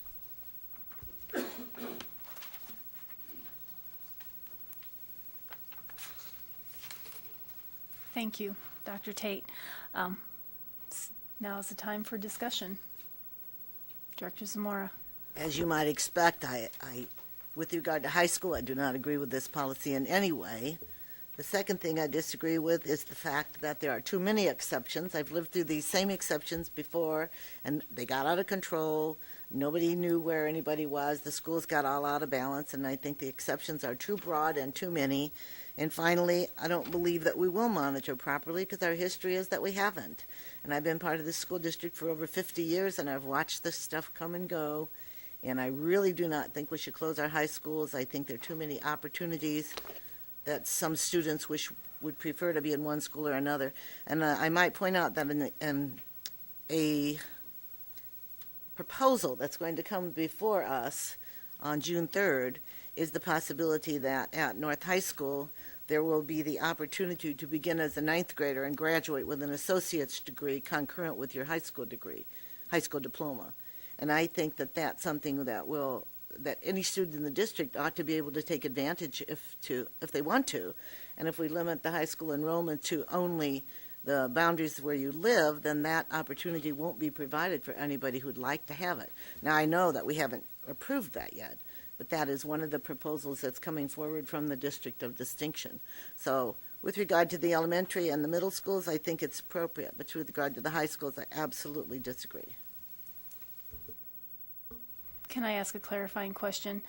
Did you not say, Dr. Tate, that any dual enrollment program would be a rationale for transfer? Under this provision, it would be a high schooler who's enrolled in a program that requires 2 or more blocks of instruction for all 4 years. So that would be, I don't know of any courses we have like that right now, but it could be the STEM school that we're having, the dual enrollment school, come to mind. An IB program, for example, would fall within that. But you would envision then a dual enrollment high school students would be allowed to transfer in to take advantage of that program? Yes, because it'd be more than 2 blocks. Okay. Okay, thank you. Yeah. I don't think that answers the whole problem. I don't think that answers the problem of kids who want to go to West for welding, because it's not really appropriate for them to go to one school for one class and then to another school for the rest of them. And our welding program is highly popular, but available only the excellent one, the expanded one, I should say, not excellent. They're all excellent. But the expanded one's only available at West, and so then you're going to limit people because it's not 2 blocks a day. So I agree. Dr. Tate, another clarifying question. Then I'm sorry, Director Sherwood, I'll get to you. Do we now have students that travel from from Central and North to West in order to participate in the welding program? I'm not sure the welding. I can tell you ROTC, we have people going from the high schools to West or to North High School for Marine and to Central for Army. We have people going for AP programs. We may for welding, but I'm just not certain. And unfortunately, Dr. Amelia has a family issue today, so I can find that out for you, but I'm just not certain. But we currently do make provisions for students to travel to other schools to take advantage of specific classes that may not be offered at their building. We do. Thank you. Director Sherwood? I'm not sure who to address this to. Mr. President, we've talked about this extensively, and I think it's time now to give clear direction to the policy committee as far as what we should do at the high school level. So I'd like to make a motion that I move that we direct the policy committee to make clear in this policy that their open enrollment, as it has been practiced in the past, is to be continued in this document. It's inappropriate to make a motion at this point. This is, we're in a discussion phase, and so you could perhaps put in a board request for the end of the meeting, something like that to that effect. Okay. However, I do want to say a couple things. First, these general comments would be directed to Director DeFau as the committee chairman for the policy committee.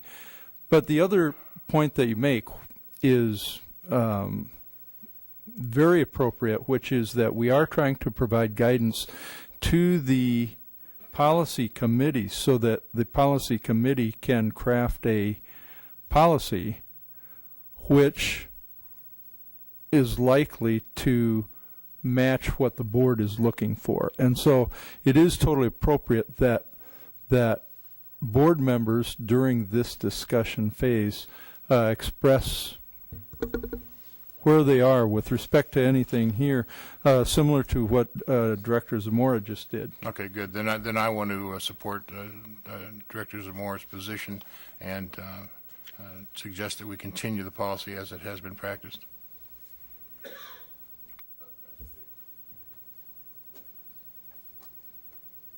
Other comments by other board members? Yes.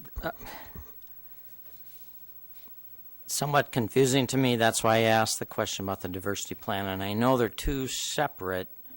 One's the policy and one's the diversity. But under the diversity, an A could go to an A and a B could go to a B. But when we get to the policy, we're saying no, can't happen. I, too, support Director Zamora's position with the high schools. I think our high school students, to me, it's an altogether different situation. When you come into high school, it becomes more specialized, and students are trying to figure out what they want to do career-wise and what subjects they want to take. And I think we have some, welding was mentioned, ProStart's another example. And I don't support us saying, well, you can go to welding west, even though that may be happening now, but I don't like to see kids running back between schools. I would prefer that if they're going to take welding, then they enroll at West. If they go to ProStart, then they enroll at Central. I think that we need to give our high school students options in this district, and I think we've heard from many, many community members that we need to provide those kinds of options. So I certainly cannot support the policy the way it's written. I certainly support it for elementary and intermediate schools, but when we get into high school, I think it's an altogether different situation, becoming more specialized, and we need to give the students in this district the option to go into any high school that they so desire. So I would be very opposed to the way this policy is written. I know. And I thank you for your comments, Director Crumwoody. So if, in fact, this policy were written to reflect that students choosing to attend specialized programming, such as ProStart, such as the welding program, such as the and dual enrollment program, such as the Business Academy.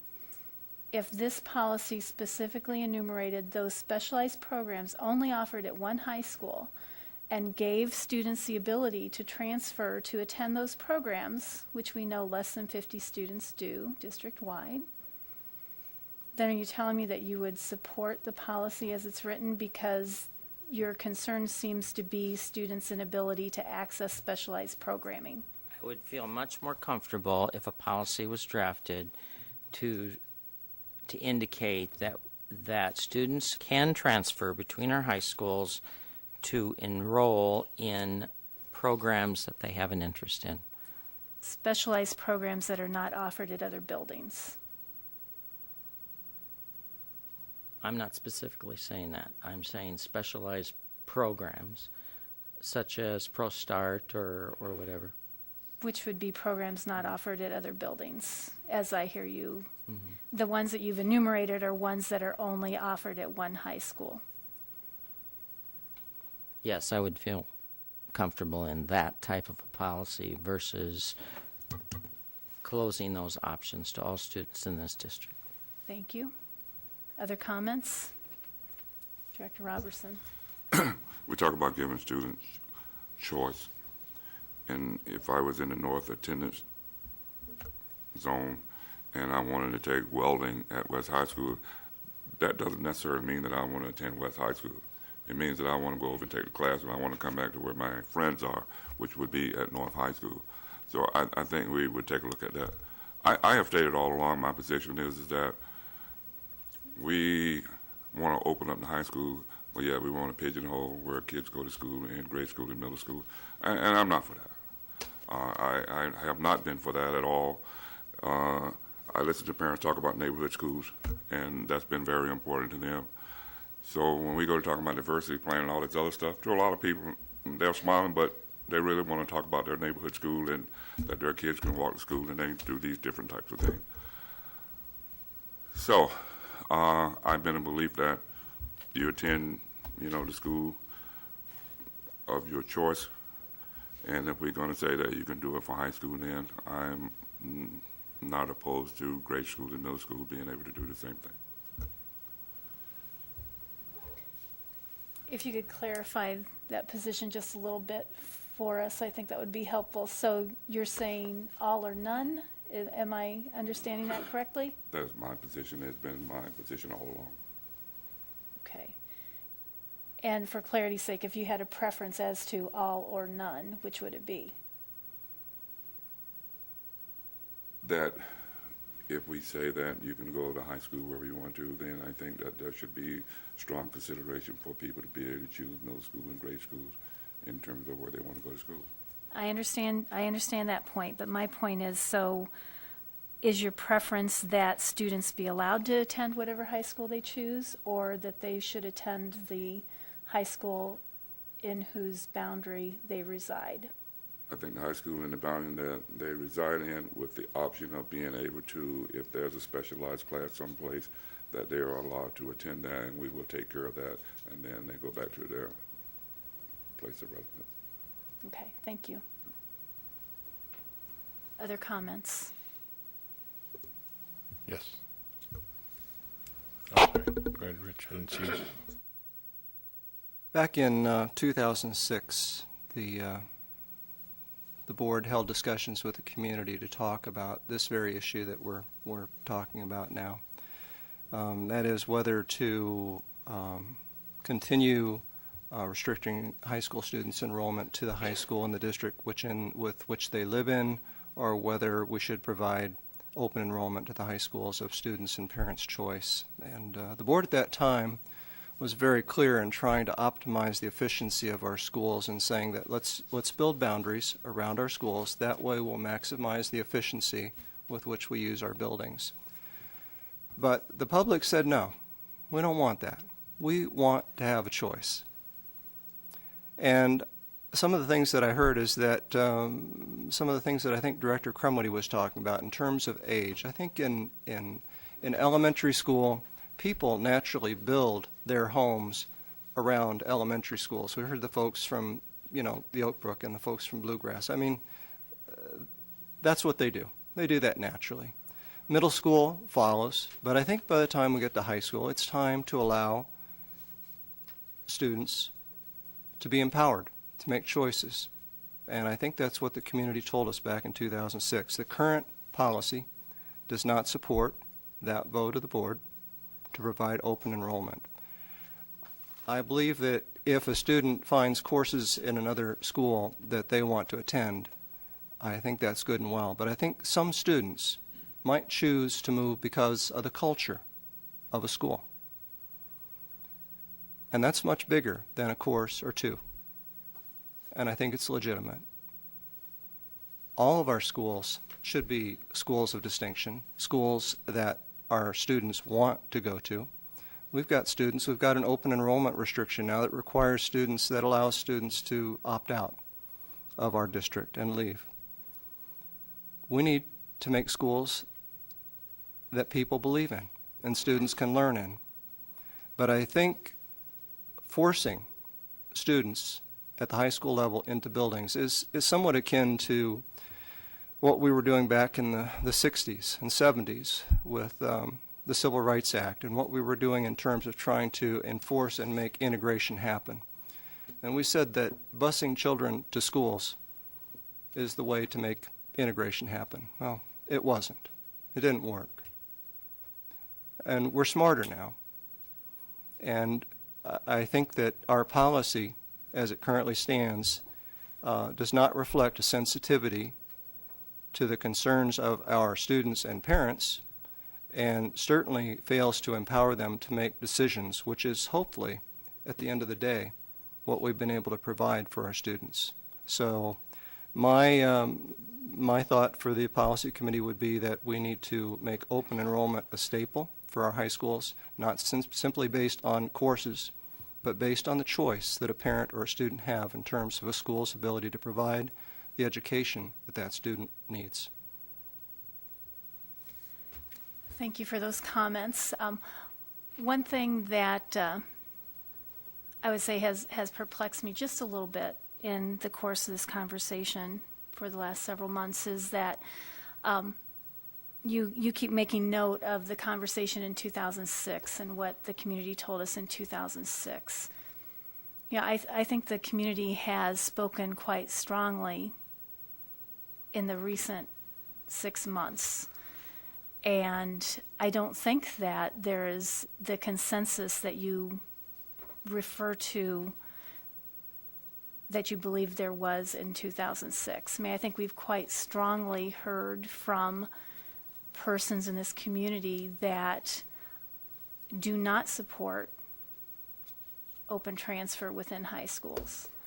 Yeah, I believe that we did receive a petition with in excess of 300 signatures, which was not was presented to the board at an open forum, but was never distributed, from individuals that asked us to restrict the open transfer policy that as it is currently implemented within our district.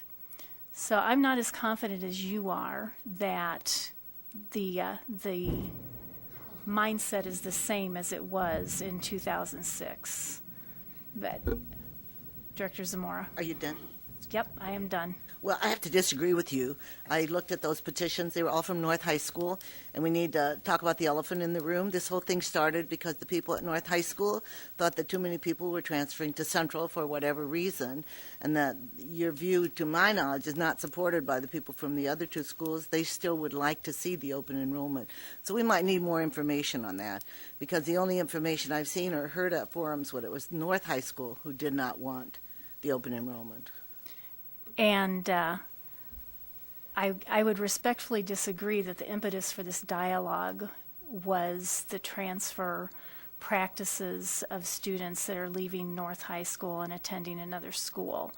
Dr. Tate clearly, when he brought this forward to us, brought it forward to us as a way to manage enrollment and to ensure that there was equitable programming between the three high schools, not as a means of correcting an enrollment issue at a specific building. I do believe that the consequences of the policy are most keenly felt at one building. But I believe it behooves us to talk about it in terms of what's in the educational best interest of all students. And, you know, I have to say, credit to those individuals within the North District who in 2006 did not speak up for whatever reason and have coalesced and have made it known to this board that there is more than one opinion within this community and that they demand equal consideration. And I think it behooves us to do that. So whether or not those petitions were all signatures within a specific area, I see it as no different than those persons that are from East Davenport that speak to us or those that reside in the central city of Davenport. They all deserve equal consideration. Director Sherwood. Yeah, and I agree with you. This was brought forth as a recommendation, I believe, from the Competitive Sports Committee. Is that correct, initially? That we had this. Well, that was one of their considerations, that if we had feeder systems, but that's not what drove my recommendation. It was the building utilization. Building utilization. And Director Fall is absolutely correct. North has done a good job of advocating for themselves. Their point of view, and if you were at the Central meeting, when we did the meeting there, Central did a pretty good job of advocating it there as well, although it wasn't as burning an issue at Central. And my guess is if we went back there, we'd hear a whole lot more verve in that room than we heard at that time. I think that was our first meeting, if I'm not mistaken. And so when this goes back to the policy committee, I'm with Rich and Pat on this, I think is the right of a parent to choose that culture where we can allow that to happen, and it makes sense to do that, the right of a kid to do that. And so I support the general right to make this choice. And I'm really unclear exactly where Ken is, because I got a feeling we're going to be parsing your statements at the policy committee. And so just to clarify, because you seem to be the balancing point on this issue, where exactly are you? Well, you know, the more I listen to folks talk about this whole issue, and I've listened to the North folks, and I've also listened to many people from Central and West about this issue. I don't think that you know, this did come about really, as Director Zamora was talking about, as a North situation. I really feel strongly about that. I think that started the conversation going. But I also feel that, you know, if we were to give all the high school parents opportunities again to come forward, I'm sure we'd hear from many people from the Central population and also from the West population that they would prefer to have an open enrollment at the high schools. And what I said before, I think students, because of courses, need to have options. But the more I listen to some folks talk about the culture of the building also, I think when you get into high school, students need to have the opportunity to go to any high school in this district that they desire, be it, and we talk about our threes. We also have a fourth, which we never talk about, and that's Kimberly Center. So if a student from any of our high schools want to go to Kimberly Center, are we going to say no? Right now it's an option for anybody to go there. So where do we draw the line with them? So where do I stand? Pretty much what I just said. I think we need to give high school students choices as to where do they go to school in this district. And mainly because of the courses that they take, but they should be given choices, whether they live in Northeast Davenport or Southwest Davenport or wherever they live. They deserve choices. Director DeFau. We've yet to hear from you, President Yeah, Johansson. I'd like to say a few things.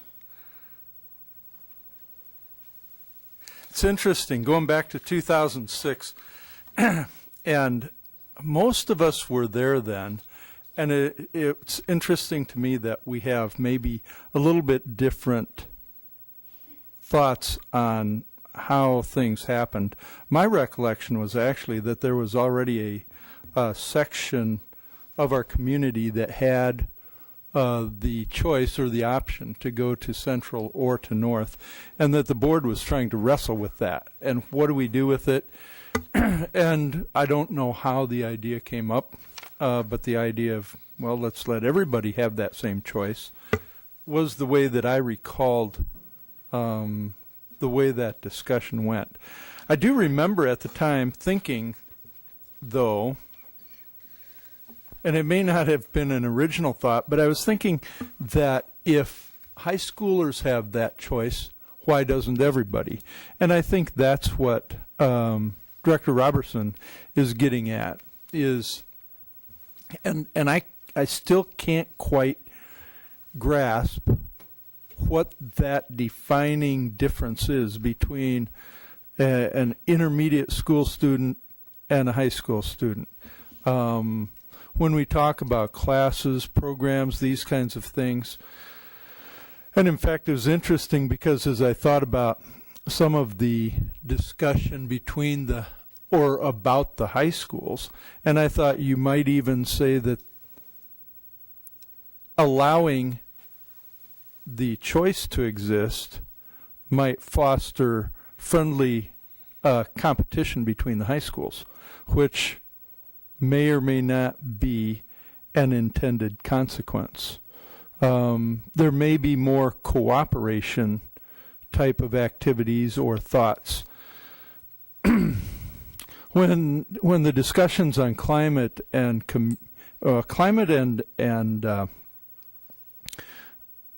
some have talked about culture as well in the high schools, and the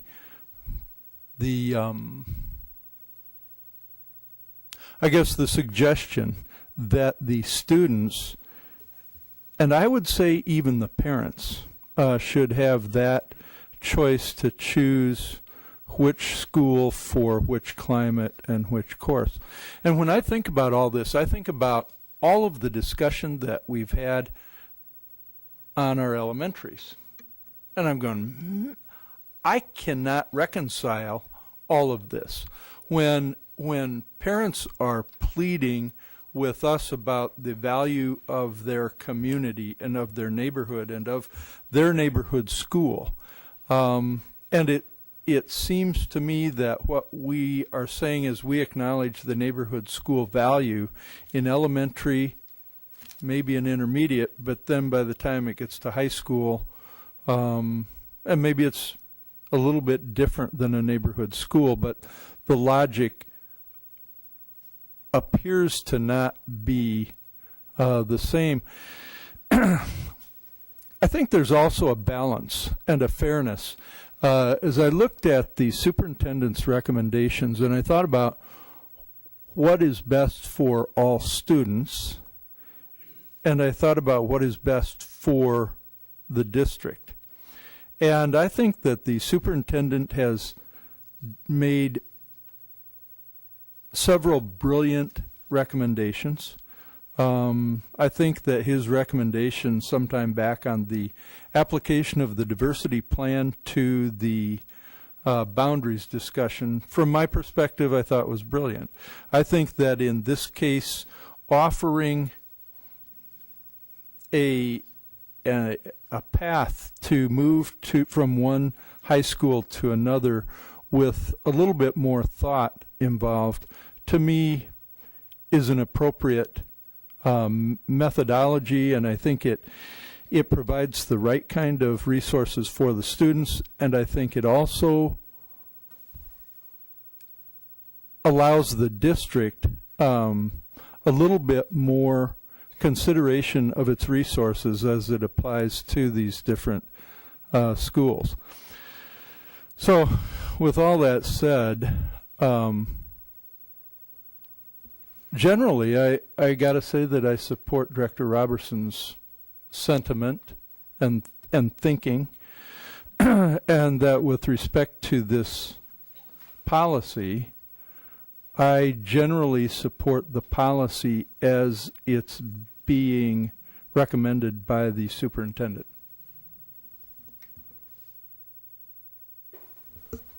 Yes. The one thing that I want to say is that if you take a look at kids that go to Harrison School, follow them. They will start to tell you early that they're going to Wood. Follow them. They will tell you that they're going to go to North High School. So it's the track that they take earlier. I'm not so sure there's a lot of damage done, between the high schools in terms of people moving back and forth. But I think sometimes the movement is for not the correct reason. We will move because this particular school has a better basketball program, or this school has a better soccer program. I've heard people talk about academics, but that's truly why people move. Some move because of bad, but more time than not is wherever the best athletic program is. But a lot of time, and I know I've been around the North area, Harrison kids early start to say they are North High School. And I think you get in the same thing when kids go to Williams. Part of those kids are supposed to go to North High School, but that doesn't happen. They end up going to West High School because of culture, as people use it. Their friends are going to go there. So we need to pay special attention to what we talk about when we say that, kids are moving and they're doing all this jumping. I think some of them do, because I watch it. A kid playing basketball here this year, then next year he's playing someplace else. And is that the right reason to leave a school? Because you didn't get along with the coach? Is that a good reason to leave?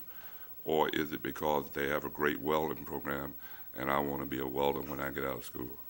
I think that I could listen to that conversation and argument a lot more than I could that I want to go to school because their soccer program is a lot better.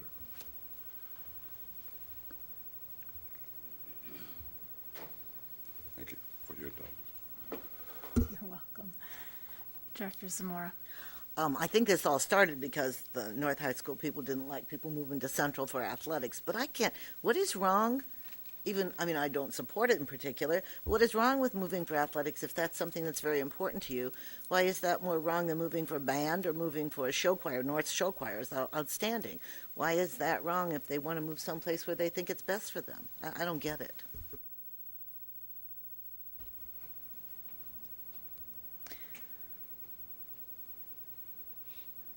Other comments?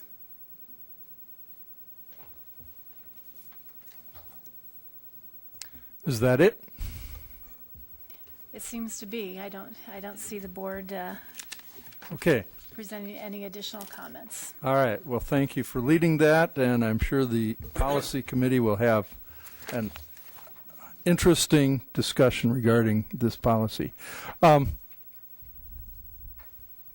Director Robertson needs to leave in just a few minutes, so I'd like to move directly on to overcrowding issues. Thank you, Mr. President. This all started because we know we have 3 schools, Harrison, Garfield, Washington, that have an overcrowding problem as evidenced by the utilization, which is 100% or over.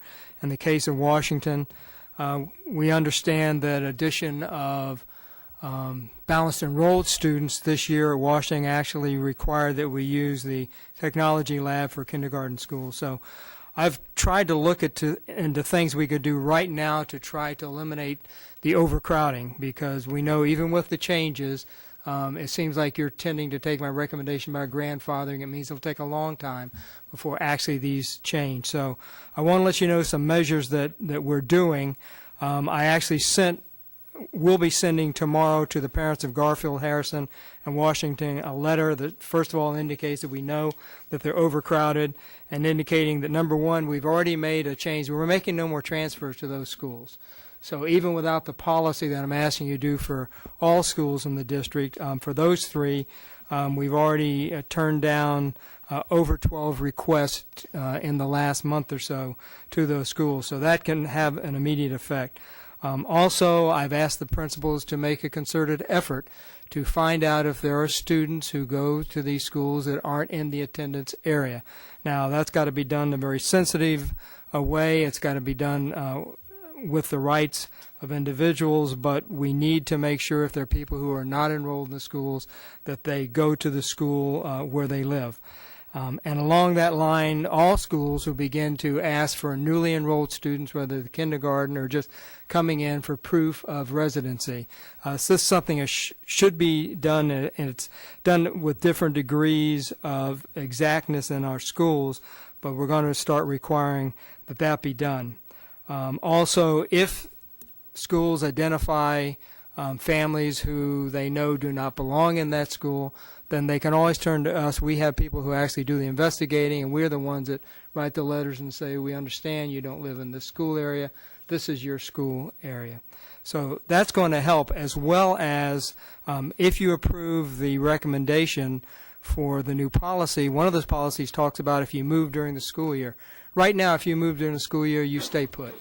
And it's something that's developed, it's a practice. And mostly you don't see that in school districts. So the new policy says that, after the grading period, you move unless you're within a month of the end of school or you're a 5th, 8th, or 12th grader. So there's already things that we're starting to do. I actually looked at the possibility of making a recommendation to you to come back to you and say that we will move students who have already been approved transfers into these schools or balanced enrollment, and actually next year saying, I'm sorry, you can't go there anymore, you need to move back to your school where you live. And when I started looking at that, none of that would help, because they're at all different grades. You would actually need an entire classroom for that to work, that we would take a classroom out of there, leaving a classroom for other people to come into there. We would have to add teachers, and however I looked at that, that was just not something that I could even recommend to you, and I'm not sure you would even want to do that, to actually move people who have already been approved. So again, we need to make sure when people register, they belong to that school attendance zone, that if anyone is there illegally, that we ask them to move, and that if people move during the school year, that we also ask them to move to their new school district, and that will begin to help. So I don't have anything immediately to tell you. I'm really concerned about Washington. We're working with the principal to see if we can do something to gain back their technology lab, but at this point, as of this afternoon, I didn't have any real wise choices there. So I want you to know it's on my radar. I can't think of much more to do except what I've explained to you is coming out in that letter. Director Robertson, do you have any questions or comments before you have to leave? Okay, thank you. Director Sherwood. Yeah, and I asked Scott several weeks ago to get us some information about portable classrooms. Have you considered that, Dr. Tate? We've looked at that. We're probably talking about $100,000 with utilities, but even at that, at Harrison, for example, at this point, they're not overcrowded from the standpoint of they're bursting out or we've taken over any technology lab. So I'm not sure how that would help. At Washington, that could be a possibility and something we need to look at. I'm a little worried about where we would put it there, but it would be about $100,000 to do that. Yeah, I understand. It seems to me that may be the only short-term solution that's going to make a big impact, though. Yeah. Director Zamora. Yeah, I would say I believe we used to have mobiles at Washington and maybe even at Harrison. We had any number of mobiles at one time in this district. Yeah. Director Crumwitty. You're absolutely right, Director Zamora. When I was principal at Harrison, we had 8 mobile units, and we parked those mobile units right in the front of the building so all neighbors could see. And then we ended up building an addition. I appreciate, Dr. Tate, these efforts in what you're trying to do to relieve the overcrowding in these 3 schools. But for clarification purposes, does this mean that the last recommendation that was made as far as transferring students to other buildings, does that mean that would not be done this coming year?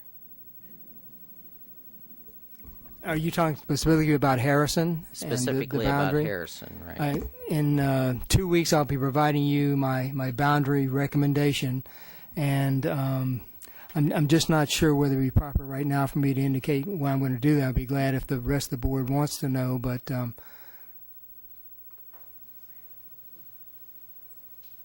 okay. Director DeFau.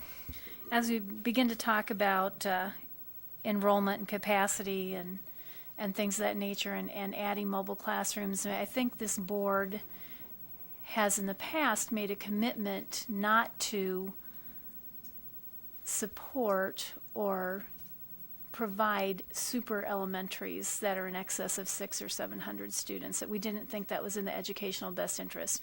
So of course we can slap 10 mobile classrooms in front of every elementary and have 1,000 student schools. But is that really what we need or want?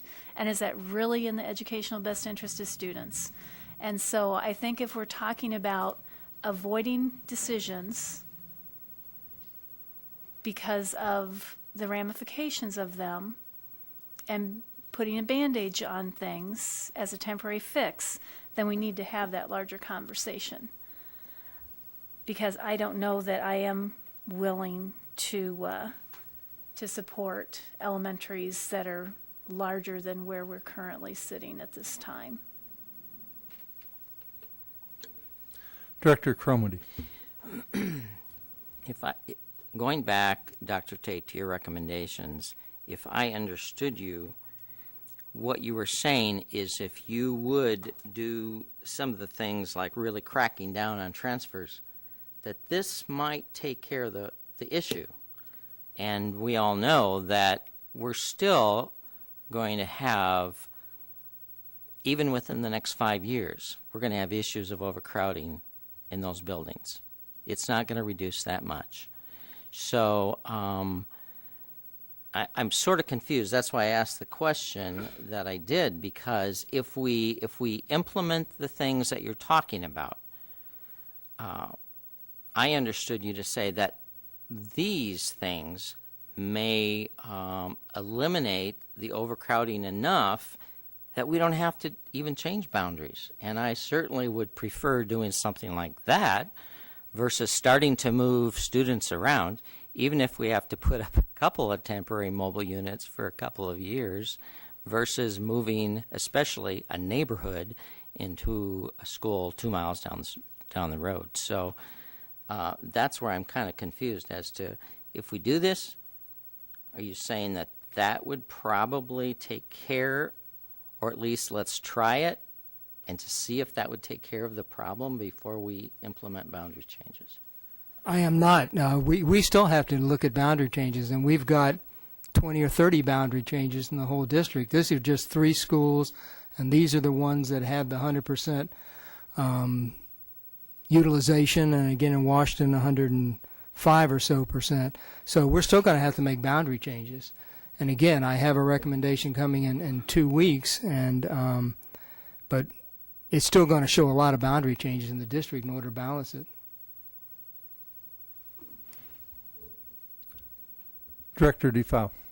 Excuse me while I point out the inconsistency of we need to crack down on our boundary enforcement in elementary schools, but have free choice in high schools.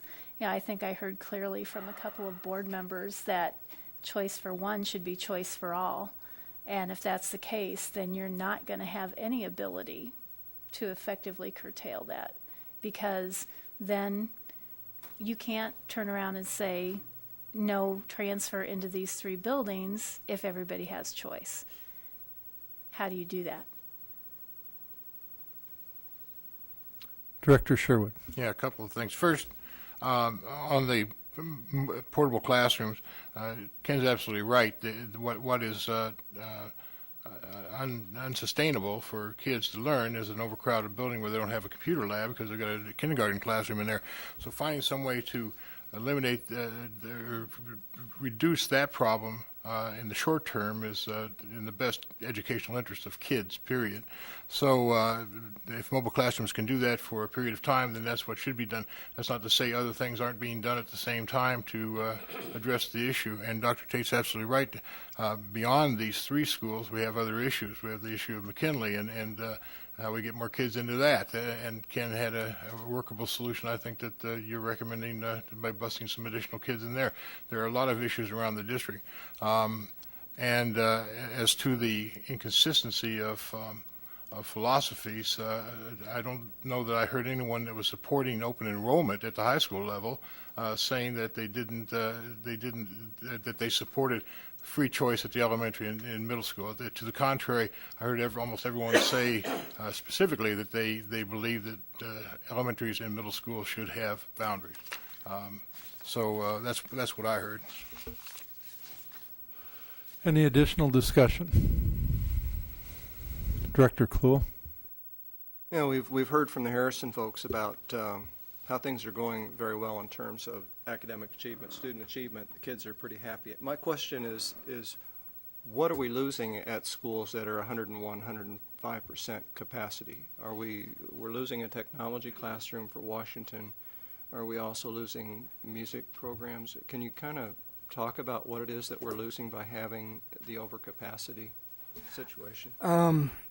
I can't think of anything we're losing except the technology lab, but what we are losing, we have people who live in those neighborhoods that can't go to those schools. To me, that's a crime. And that's what we're losing more than anything, is that people move into a neighborhood, choosing a school, and because of the transfer policies and we balanced enroll here or there, they can't attend those schools. They're on a waiting list. So to me, that's one of the major reasons I want to try to make room in these schools. Do you think that being more stringent about making sure that the students who register for that school are actually residents in that community will make a dent, significant dent? I do. I asked those 3 schools to give me a list of people they thought who didn't live in their districts and didn't have valid transfers, and 20 in one school and 16 in another and 14 in another. Now that's not proven. That's a feeling, and so yeah, I think it will make a difference. But again, we've got to police it. We've got to do it in a sensitive way. Director Zamora. Now, are we also losing that those schools have to have a little bit larger class sizes to accommodate the additional students? We're trying not to do that, but when you get full, it gives you less flexibility to do that, absolutely. But we try to follow the policy, and if we have an overage, then we add aides. But again, the less you have in the way of ability to add another classroom and split up classes, that does mean it could be overcrowding. Any additional discussion? Okay, very well. We'll move on to administrative reports. Oh, wait a minute. Excuse me. Before we do,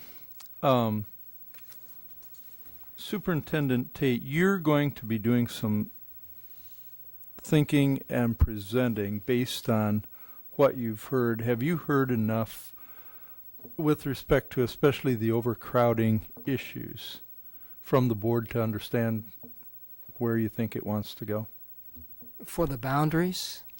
Well, with respect to overcrowding issues, however you interpret that with respect to boundaries or other policies or anything else that's going to be coming. I will look into the possibility of a mobile at Washington. I'm just not sure, but certainly we'll make the attempt to see if that's a possibility.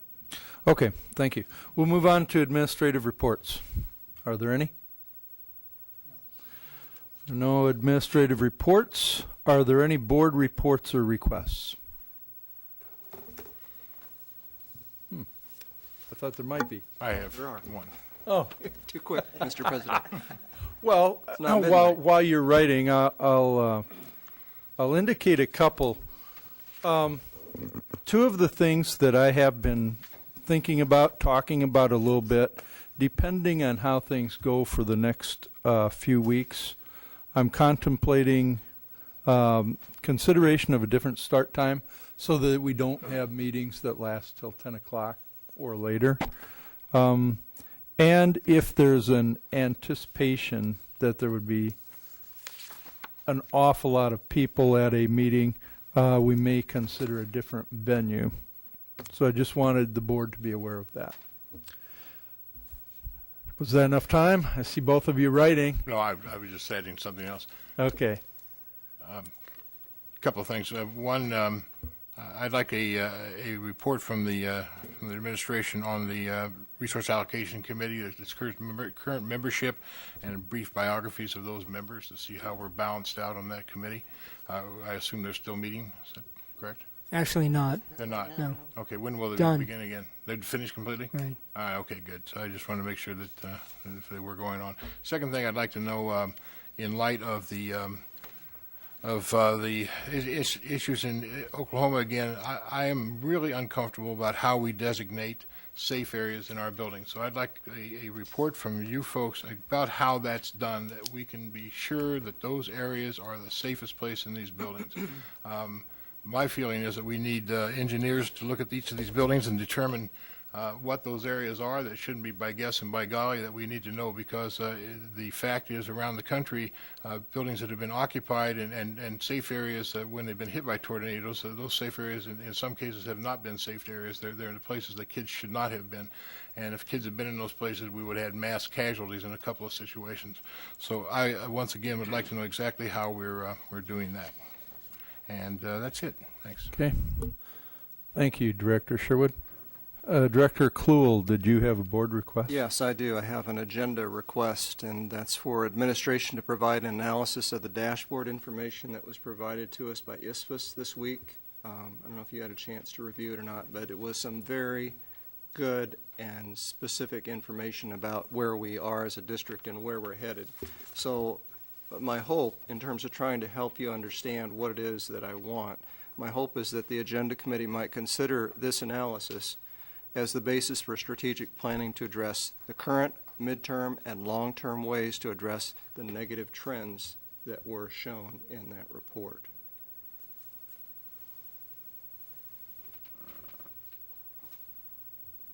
Thank you. Anything else? If not, I would entertain a motion to adjourn. So moved. Is there a second? All those in favor say aye. Aye. This meeting is adjourned.